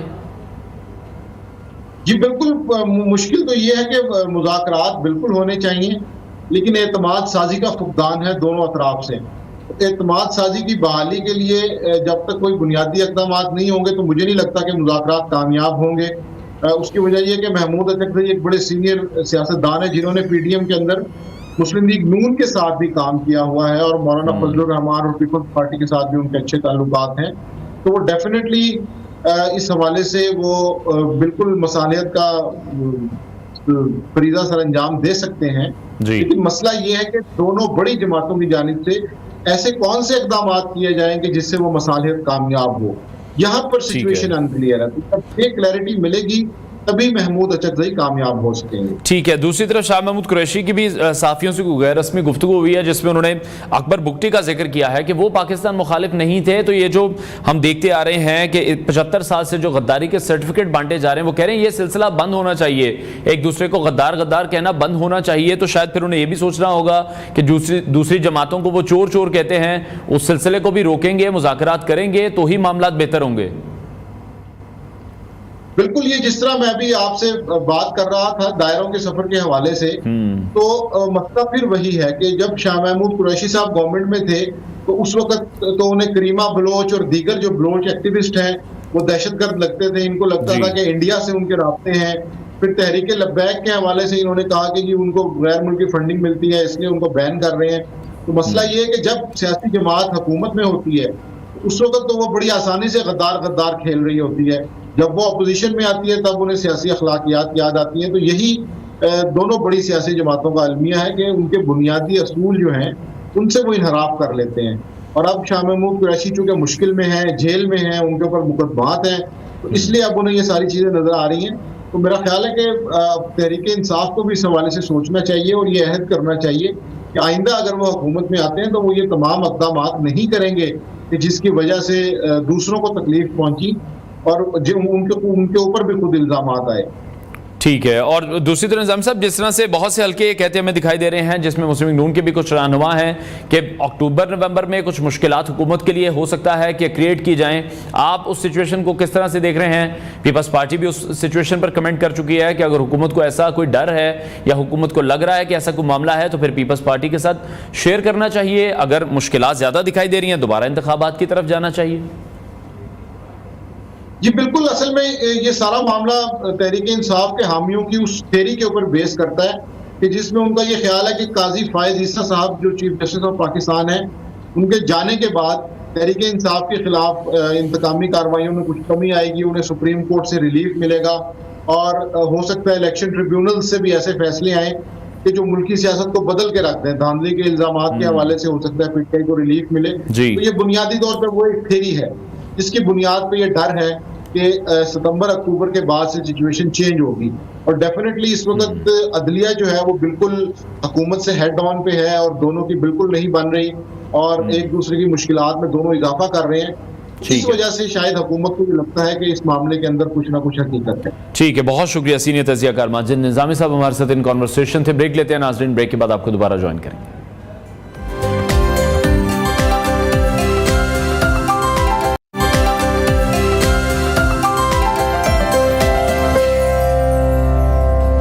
Welcome back to new Pakistan. नाज़रीन, प्रोग्राम के इस हिस्से में हम बात करने जा रहे हैं आपकी बालों की सेहत के हवाले से। बाल गिरना आजकल एक आम सा मामला हो चुका है। बाल क्यों गिरते हैं और क्या बालों का गिरना रोका जा सकता है, तो आज हमारा ये टॉपिक होगा। लेकिन एक और अहम मामला भी है और वो है हेयर ट्रांसप्लांट का। महंगा और मुश्किल अमल होने के बावजूद पाकिस्तानी मर्दों में हम देख रहे हैं कि हेयर ट्रांसप्लांट का जो रुझान है वो बढ़ता जा रहा है। लेकिन इस अमल के दौरान उन्हें क्या एहतियात करना ज़रूरी है, ये बहुत ज़्यादा इंपॉर्टेंट है, क्योंकि इस वक्त हम देख रहे हैं कि इश्तिहारात की भरमार है कि एक आम बंदा कंफ्यूज हो जाता है कि किसके पास जाया जाए और किसके पास नहीं जाया जाए। जो आज के शो में हम जाली डॉक्टरों के हवाले से भी बात करेंगे कि हम उनसे अपने बाल किस तरह से बचा सकते हैं, क्योंकि एक बड़ा सेंसिटिव मामला है। और साथ ही साथ हमें यह भी देखने की ज़रूरत है कि कौन सी ऐसी वजूहात हैं जिसकी वजह से हमारा हेयर फॉल स्टार्ट होता है और हमें उन तमाम चीज़ों पर ही फिर काम करना चाहिए। पहले जो मर्ज़ है उसकी तशखीस होनी बहुत ज़्यादा ज़रूरी है, क्योंकि हम आमतौर पर तो घरों में सबसे पहले टोटकों का इस्तेमाल किया जाता है, फिर मेडिकल स्टोर से अपनी मर्जी की जो अद्वियात हैं वो खरीदी जाती हैं और सबसे आखिर में हम किसी स्पेशलिस्ट का, किसी डॉक्टर की तरफ रुख करते हैं और फिर उनसे जानते हैं कि आखिर में प्रॉब्लम क्या निकलती है। और बहुत से ऐसे अब हम देख रहे हैं कि ट्रीटमेंट मार्केट में आ चुके हैं जिसकी वजह से आप अपने बालों की सेहत को बहुत ज़्यादा बेहतर कर सकते हैं। हेयर ट्रांसप्लांट के हवाले से भी हम आज डिटेल में बात करेंगे, कितना सेफ ये प्रोसीजर है, क्योंकि डे बाय डे हम देख रहे हैं कि टेक्नोलॉजी बढ़ती चली जा रही है और पाकिस्तान में ऐसे बहुत से डॉक्टर्स मौजूद हैं जो कि बड़े ही ज़बरदस्त तरीके से काम कर रहे हैं, क्वालिफाइड हैं, एजुकेटेड हैं, एक्सपीरियंस डॉक्टर हैं। और आज हमारे साथ मौजूद हैं स्पेशलिस्ट डॉक्टर वारिस अनवर साहब। डॉक्टर साहब बहुत शुक्रिया आपके वक्त के लिए, वेलकम टू न्यू पाकिस्तान। सबसे पहले तो मैं यही जानना चाहूँगा कि जो बालों के गिरने की वजूहात हैं वो आम तौर पर क्या होती हैं? اچھا یہ بڑا خوبصورت آپ کا کوشچن ہے کہ سب سے پہلے جب ہم کوئی کام کرنے جا رہے ہوتے ہیں تو سب سے پہلے اس کی وجہ جاننی ضروری ہے کہ یہ کام ہو کیوں رہا ہے, اس کے بعد علاج ہوتا ہے. تو جو بال گرنے کی وجوہات ہیں اس کو میں مین 2 کیٹیگریز میں ڈیوائڈ کروں گا. ایک کیٹیگری ہے کہ جس میں بال اتر بھی جائیں تو وہ واپس آ جاتے ہیں. ایک ایسی کیٹیگری ہے جس میں بال اتر جائے تو واپس نہیں آتے. جو پہلی کیٹیگری ہے جس میں بال اتر جائے تو واپس آ جاتے ہیں, پہلے وہ میں بریفلی بتانا چاہوں گا, جس میں سب سے ٹاپ پہ ہے کہ اگر آپ کسی بیماری کا شکار ہوئے تو باڈی انڈر سٹریس آ گئی, آپ کی کوئی سرجری ہوئی آپ انڈر سٹریس آ گئے, آپ کسی انزائٹی سٹریس میں گئے تو آپ کی باڈی پہ سٹریس آیا اور بال اترنا شروع ہو گئے. آپ کسی ڈیفیشنسیز کا شکار ہوئے, کسی خوراک کی کمی کا شکار ہوئے تو آپ کے بال اترنا شروع ہو گئے. آپ نے کوئی دوائیاں لیں جیسے کہ اینٹی کینسر ہیں, ہیپیٹائٹس سی کی میڈیکیشنز ہو رہی ہیں, یہ ان تمام میڈیکیشنز میں بال اتر جاتے ہیں لیکن وہ واپس آ جاتے ہیں جب وڈرا کر دی جاتی ہیں. اور سب سے اس کے بعد جو دوسری کیٹیگری ہے اس میں جو بال اتر جائیں تو وہ واپس نہیں آتے. ان میں مردوں میں جو ٹاپ پہ ہے وہ ہے مردانہ موروثی گنج پن, جس کو اینڈروجینیٹک الوپیشیا بولتے ہیں. اس میں اگر بال اتر جائیں تو یہ واپس نہیں آنے. پھر آپ ہیئر ٹرانسپلانٹ کروائیں گے تو آئیں گے. اس کے بعد خدا نہ خواستہ کوئی ایکسیڈنٹل انجری ہو گئی, جیسے کیمیکل ہے, کوئی کیمیکل سر پہ گر گیا ہمیشہ کے لیے بال اتر گئے. اس کے بعد کوئی روڈ سائڈ ایکسیڈنٹ ہوا اس میں بال اتر گئے, یا خدا نہ خواستہ کوئی ایسی جلد کی بیماری ہوئی جس نے آپ کی جڑوں کو بالکل ختم کر دیا تو ان میں بال نہیں آتے. ٹھیک ہے. اب یہ سمجھنا ضروری ہے کہ جن امراض میں بال واپس نہیں آ سکتے ان میں ہیئر ٹرانسپلانٹ کرنا چاہیے, باقیوں کو ٹریٹ کرنا چاہیے. ٹھیک ہو گیا. اچھا یہ بھی اچھا کیا کہ آپ نے یہ چیز بھی کلیئر کر دی ہے, کیونکہ لوگ پھر سوچے سمجھے بغیر ہی ہم دیکھ رہے ہیں کہ آج کل وہ دڑا دڑ ہیئر ٹرانسپلانٹ کی طرف چلے جاتے ہیں. اچھا سب سے پہلے تو یہ ہے کہ آپ نے درست فرمایا کہ ہمیں ڈائگنوز کر لینا ہے کہ ہماری ریزنز کیا ہیں, اس کے بعد ہمیں کسی حل کی طرف جانا ہے, کسی ڈاکٹر سے ہمیں مشورہ بھی کرنا ہے اوبویسلی, جو کہ ہم سب سے اینڈ پہ کرتے ہیں. ہم پہلے گھریلو ٹوٹکے استعمال کرتے ہیں, ڈفرنٹ طرح کے آئلز ریڈی کیے جا رہے ہیں, یا سوشل میڈیا پر ہمیں جو ریمیڈیز مل رہی ہیں ہم ان کا استعمال کر رہے ہیں, یا پاکستان میں سب سے زیادہ عام بات یہ ہے کہ آپ میڈیکل اسٹور پہ جائیں, اپنی پرابلم بتائیں اور وہاں سے دوائی خرید لیں کسی بھی ایسے انیکسپیرینس بندے سے جس کو نالج نہیں ہے. تو یہ کتنا الارمنگ ہے ہمارے معاشرے میں, ٹوٹکے بھی, اس کے بعد یہ میڈیکل اسٹور سے جو آپ کو من چاہیے آپ اپنی میڈیسن لے لیتے ہیں.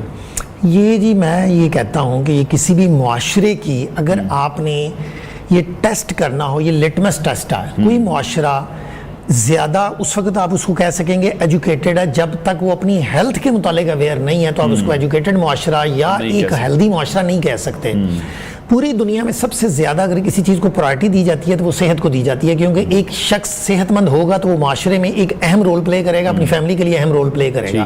تو اس میں سب سے اہم میسج میں یہ دوں گا کہ اگر کوئی بھی مسئلہ ہوتا ہے, یہ تو بالوں کا مسئلہ ہے, ویسے بھی صحت کا کوئی مسئلہ ہو تو آپ نے سب سے پہلے ڈائیگنوز کروانا ہے کہ آپ کی وجہ کیا اترنے کی. میں اس کی مثال یوں دوں گا کہ آپ کے گھر میں کہیں سے سیپیج آ گئی, کہیں سے کوئی نمی آ گئی, لیکیج ہو گئی, تو آپ اگر صرف وہاں سے پینٹ کرائیں گے, بار بار پلسٹر کرائیں گے تو اس نے سالو نہیں ہونا جب تک آپ اس کو یہ نہیں چیک کریں گے کہ پیچھے سے پانی کہاں سے آ رہا ہے اور اس کو ٹھیک نہیں کریں گے.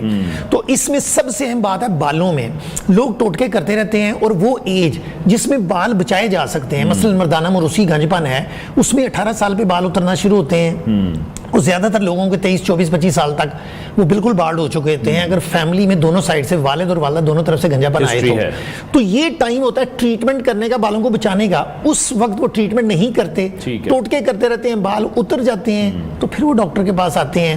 پھر ہمارے پاس سوائے ہے ٹرانسپلانٹ. چلیے ڈاکٹر صاحب اسی سے آغاز کر لیتے ہیں, آج سے لوگوں کی رہنمائی کر دیتے ہیں کہ جب ہمیں نظر آ گیا ہے کہ ہمارے پیرنٹس کی بوتھ سائڈ پر یہ ایک ہسٹری ہے, جینیٹکلی یہ ہم میں بھی آ سکتا ہے, اس ایج پہ رائٹ ڈیسیجن کیا ہے, کرنا کیا ہے, اس کا علاج کیسے شروع کرنا ہے؟ اس میں سب سے پہلی بات یہ ہے کہ اگر والدین دونوں سائڈوں پہ بالڈنس ہے تو آپ کی اگر ہیئر لائن پیچھے جانی شروع ہوئی, آگے بال باریک ہونے شروع, اور آپ کو پتہ لگنا شروع ہو گیا کہ آپ کا ماتھا جہاں پہ پہلے تھا وہاں سے پیچھے جا رہا ہے, تو یہ الارمنگ سائن ہے نمبر 1. نمبر 2, آپ کی یہ جو کراؤن والا ایریا یہاں سے تھننگ شروع ہو جاتی ہے, اور آپ یہ فیل کرتے ہیں کہ ڈے بائی ڈے آپ کی جو والیوم ہے بالوں کا اوپر یا کوانٹٹی ہے وہ کم ہو رہی ہے, تو یہ ایک الارمنگ سائن ہے. آپ نے فوری طور پہ اپنے ہیئر اسپیشلسٹ یا ہیئر ٹرانسپلانٹ سرجن کے پاس جانا ہے, وہ ڈائگنوسس کرے. اگر آپ میں مردانہ موروثی گنج پن کا آغاز ہو گیا ہے تو دس از دی بیسٹ ٹائم کہ آپ اس کا ٹریٹمنٹ کر کے اپنے بالوں کو بچا سکتے ہیں. ٹھیک ہے.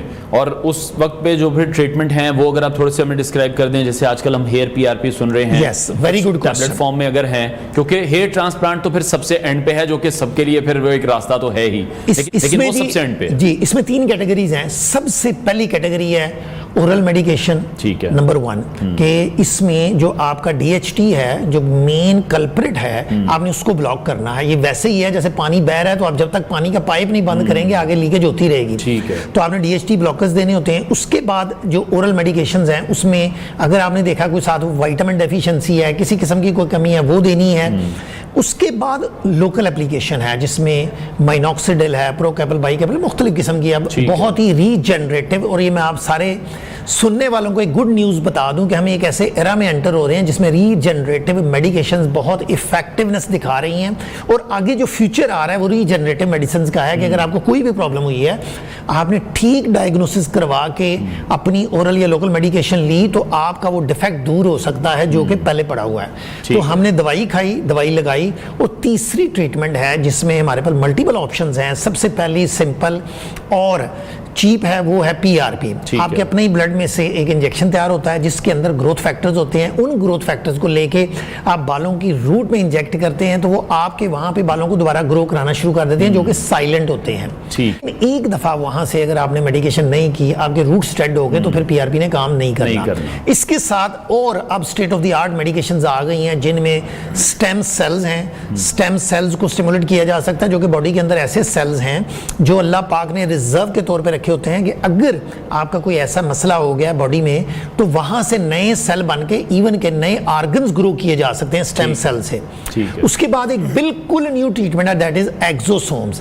اب ایگزوسوم ایک ایسی ٹریٹمنٹ ہے کہ جس میں آپ کی جو میکانزمز ہیں ٹرانسفر کے, سگنلنگ کے, مختلف سیل ایک دوسرے کو سگنل کر رہے ہوتے ہیں کہ آپ یہ نیا بال بنائیں, وہ سگنلنگ بلاک ہو جاتی ہے. تو اس میں جو ایگزوسومز ہیں they are very very effective. وہ سگنلنگ بحال کر دیتے ہیں اور آپ کے بال دوبارہ گرو ہونا شروع ہو جاتے ہیں.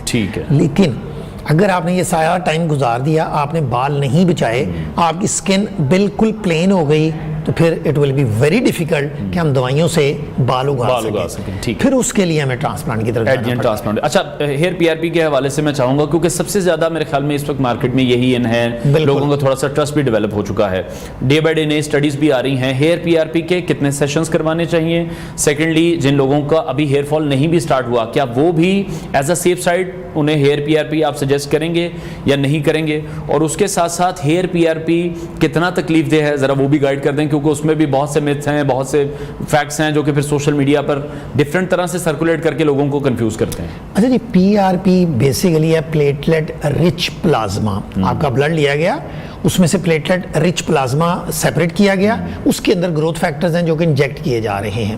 اس کی یوزولی جو اینڈروجینیٹک الوپیشیا ہے اس میں ہم 3 to 6 سیشن کر کے بالوں کو ایک دفعہ سٹیبل کرتے ہیں, بال گرنا بند ہو جائے, بال کا ڈائیمیٹر بہتر ہونا شروع ہو جائے, اس کی ہیلتھ بہتر ہونا شروع ہو جائے. تو یہ ایک بیسک ٹریٹمنٹ ہے 3 to 6 session.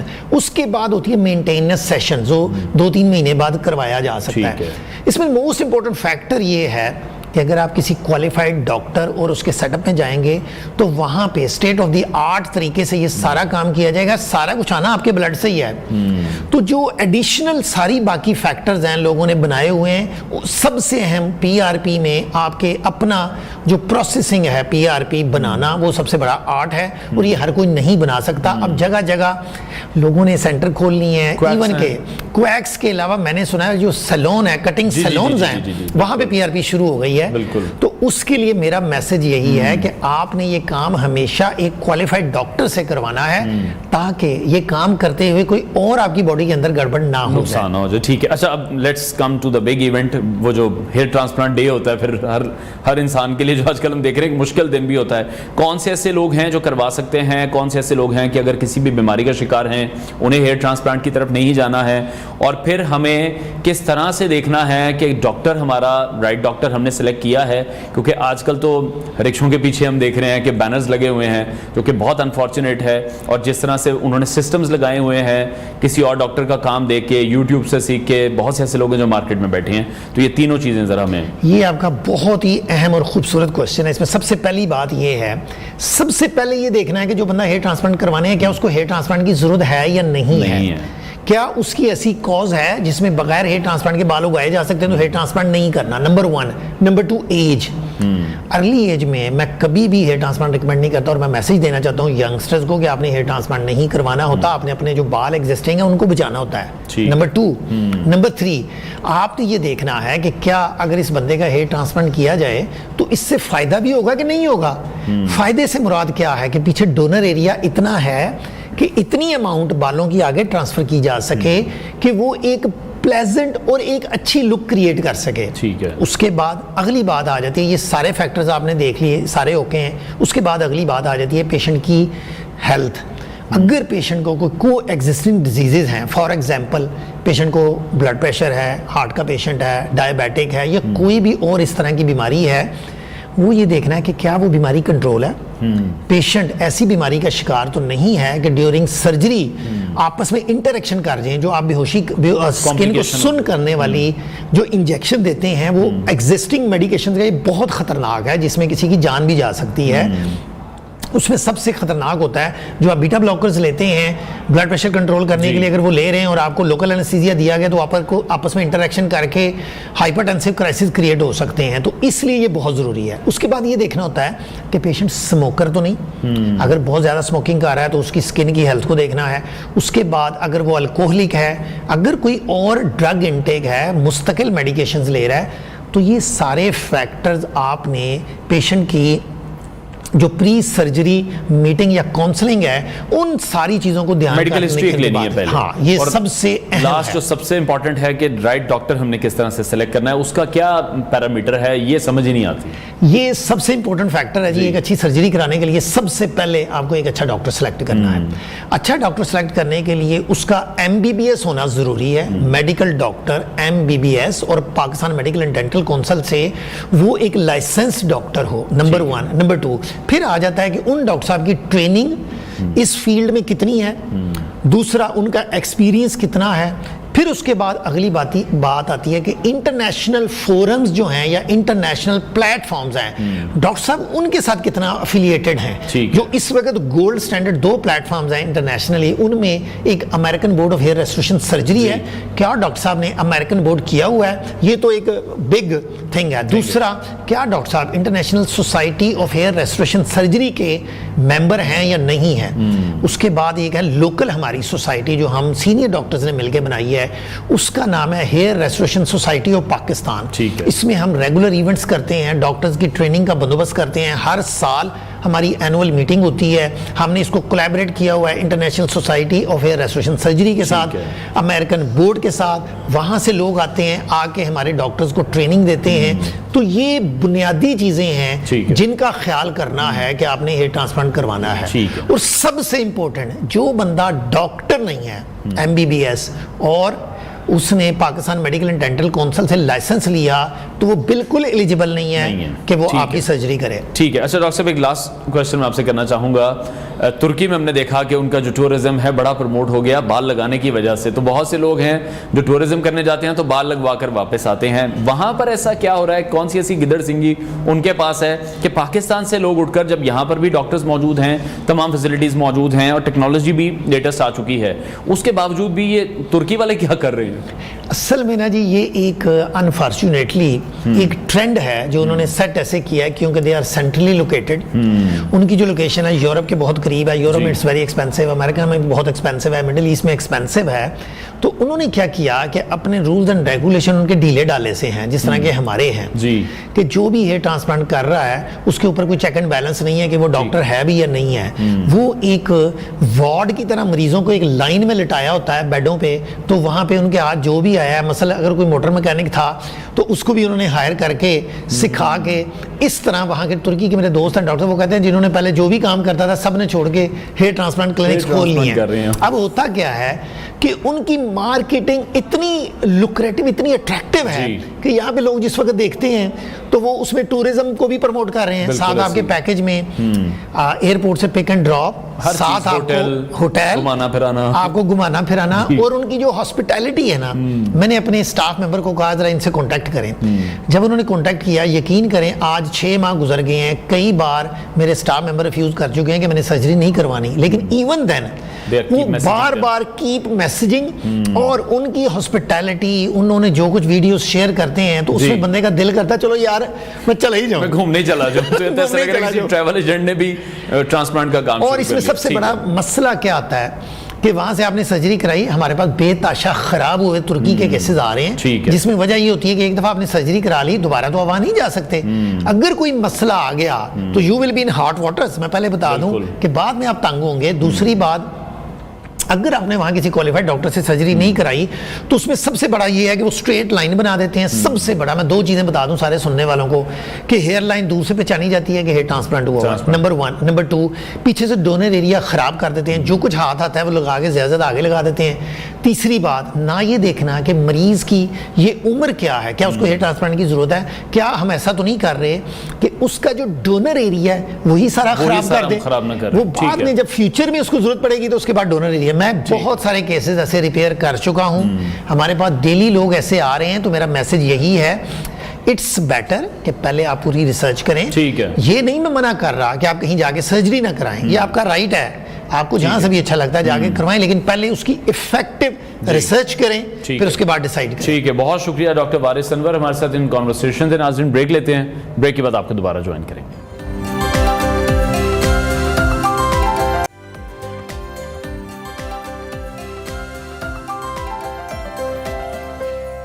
Welcome back to new Pakistan. Pakistani خواتین کسی بھی میدان میں کسی سے کم نہیں ہیں اور ہر فیلڈ میں اپنی صلاحیتوں کا لوہا منوا رہی ہیں. ایسی ایک لڑکی کی کہانی آپ کے ساتھ شیئر کرنے جا رہے ہیں جو ان دنوں ملک کے سیاحتی مقامات کا سفر کر رہی ہیں, اور وہ بھی اکیلے موٹر سائیکل پر. بریرہ خان خواتین کے لیے یقیناً مثال ہیں. لاہور سے تعلق رکھنے والی بریرہ خان ویسے تو فائن آرٹس کی طالبہ ہیں, لیکن موٹر سائیکل پر تنہا سفر کا شوق انہیں 70 cc موٹر سائیکل پر پاکستان کے کئی علاقوں تک لے گیا, جہاں جا کر وہ اکثر اپنا پینٹنگ کا فن بھی جگاتی ہیں. بریرہ خان نے اپنی 70 cc موٹر سائیکل پر پاکستان کے کئی علاقوں کا تنہا سفر کیسے کر لیا ہے, انہی سے جانتے ہیں. بریرہ, بہت شکریہ آپ کے وقت کے لیے. Welcome to new Pakistan. سب سے پہلے تو ہم یہی جاننا چاہیں گے کہ موٹر سائیکل پر اتنے لمبے سفر کا آپ کو آئیڈیا کیسے آیا؟ مجھے ہمیشہ سے وہ کام کرنے کا شوق رہتا تھا جو کوئی بھی نہیں کرتا, بہت کم لوگ کرتے ہیں. تو میں ریٹ ریس میں نہیں چلتی, میں چلتی ہوں انڈیویجول, تو اس لیے میں نے سوچا کہ چلو موٹر سائیکل پہ سفر کرتے ہیں. ٹھیک ہے, اور اب تک کہاں کہاں آپ گھوم چکی ہیں, اور سب سے جو خوبصورت جگہ ہے وہ آپ کو کون سی لگی ہے پاکستان میں؟ پاکستان سارا ہی بے حد خوبصورت ہے. میں نتھیا گلی, بوربن, KP کے, ابھی یہاں پہ گلگت بلتستان آئی ہوئی ہوں, اور آپ کو بات بتاؤں, میں چوز نہیں کر سکتی کہ کیا چیز زیادہ خوبصورت ہے. ہر نظارہ, آنے والا نظارہ پچھلے سے بہتر ہی ہوتا ہے. ٹھیک ہے, اور بریرہ یہ بھی بتائے گا کہ اکثر ہم دیکھتے ہیں کہ موٹر ویز پر اور دوسری جگہوں پر خواتین کے سفر سے متعلق ہمیں نیگیٹو خبریں بھی بہت زیادہ آتی ہیں. آپ کو ڈر نہیں لگا ہے اکیلے سفر پر نکلتے ہوئے؟ موٹر سائیکل پر آپ جا رہی ہیں, جو ہمارے نوجوان ہیں, شیر جوان جنہیں ہم کہتے ہیں, وہ بھی ڈرتے ہیں اتنی دور بائک پر جانے سے. میں صرف یہ کہنا چاہوں گی کہ میرے پاپا ایئر فورس سے ریٹائرڈ تھے, انہوں نے مجھے بچپن سے یہ سکھایا, دیر از نو جاب وداؤٹ رسک, اور آپ نے اپنی سیفٹی خود کرنی ہے. آپ کے اندر جذبہ ہونا چاہیے, کریج ہونا چاہیے, بہادری ہونی چاہیے. اس لیے بس اسی ساری چیزوں کو پیک کر کے میں اپنے ساتھ چلتی ہوں. الحمدللہ اب تک مجھے کوئی بھی دقت نہیں آئی, نہ لوگوں کے حوالے سے نہ جگہ کے حوالے سے. ٹھیک ہے, اور کتنا وقت ہو چکا ہے آپ کو اس طرح سے موٹر سائیکل پر تنہا سفر کرتے ہوئے؟ 3 سال. 3 سال ہو چکے ہیں. اچھا, تو پھر شمالی علاقہ جات کا یہ جو تنہا سفر کا یہ جو آپ کے واقعات ہیں یا تجربات ہیں, وہ آپ کے کس طرح سے رہے ہیں, وہ ہمارے ساتھ شیئر کیجیے گا. لوگوں کے حوالے سے لوگوں کے حوالے سے بھی obviously, اور اگر ہم پاکستان کے ٹورزم کو پروموٹ کرنے کے حوالے سے بات کریں, کیونکہ اگر آپ 3 سال سے جا رہی ہیں تو آپ نے بہت سی چیزیں ایسی ہیں جو نوٹس کی ہوں گی, جو آپ سمجھتی ہیں کہ ان میں بہتری بھی لائی جا سکتی ہے. تو میرے خیال سے اب جیسے ناران برج کی وجہ سے بہت زیادہ ٹوریزم افیکٹ ہوئی ہے. ابھی میں دیکھ رہی تھی کہ اس سیزن میں بہت زیادہ ہنزا میں رش ہوتا تھا, لیکن اب کیونکہ ناران برج کی وجہ سے ہنزا میں بہت کم رش ہے. تو یہ ان چیزوں پہ فوکس کرنا چاہیے, میٹیریل وغیرہ اور بہت ساری بسز میرے اپنے دوست پیچھے واپس گئے ہیں لاہور. تو ان چیزوں میں فوکس کرنا چاہیے گورنمنٹ کے حوالے سے. اور اگر لوگوں کے حوالے سے دیکھا جائے تو کوئی اس طرح کی چیز نہیں ہے جو کمی ہے, جس میں کمی ہے. اور میں as a solo traveller, female traveller بھی یہ بتا سکتی ہوں کہ لوگ بہت جینرس ہیں, اور میرا تو خاص طور پہ خیال رکھا جاتا ہے کیونکہ میں سولو ہوتی ہوں اور لاہور سے آئی ہوتی ہوں, تو دے ریسپیکٹ می. ٹھیک ہے, تو پھر یہ موٹر بائک کا انتخاب ہی آپ نے کیوں کیا؟ کوئی گاڑی بھی ہو سکتی تھی جو آپ کو لگتا ہے کہ جی ایک سیف رائڈ ہے جس میں آپ چلیں رات کو ایک وقت بھی گزار سکتے ہیں, سیف رہتا ہے. مجھے بچپن سے ہی نا ڈیرنگ کام کرنے کا بڑا شوق رہا ہے. میرے پاپا ایئر فورس سے تھے تو میں کبھی اس چیز میں گھس جاتی تھی, کبھی یہ کرنے, کبھی پاپا گن چلانی ہے, پاپا ادھر لے جائے, پاپا ادھر لے جائے. تو اور دوسرا گاڑی میں میری ہمیشہ سفوکیشن رہتی ہے, میری طبیعت بہت خراب ہوتی تھی. میں سوچتی تھی کہ سفر تو میں نے کرنا ہے, پھر کروں گی کیسے؟ تو پھر سوچا ہاں یا رکشا ہو سکتا ہے یا بائک, تو بائک ٹھیک ہے. ٹھیک ہے. اچھا, جس طرح سے اب آپ ولاگنگ بھی کر رہی ہیں, ایکٹریس بھی ہیں, ماڈل بھی ہیں, تو یہ تو پھر ملٹی ٹاسکنگ کام آپ کر رہی ہیں, ساتھ ہی ساتھ آپ نے ٹریولنگ سٹارٹ کر دی ہے, پینٹنگ بھی آپ کرتی ہیں. تو پھر جب یہ تمام پروجیکٹس آتے ہیں ریلیٹڈ ٹو ایکٹنگ اور ماڈلنگ, تو اس کو پھر کس طرح سے مینیج کرتی ہیں؟ تب میں پھر سفر نہیں کرتی. اور آپ کو پتہ ہے کہ ایکٹنگ میں تو آدھا سفر ہی ہوتا ہے, کبھی اس سائڈ پہ جا کے آپ نے شوٹ کرنا ہے, کبھی اس سائڈ پہ کرنا ہے, تو وہ it's fun job for me.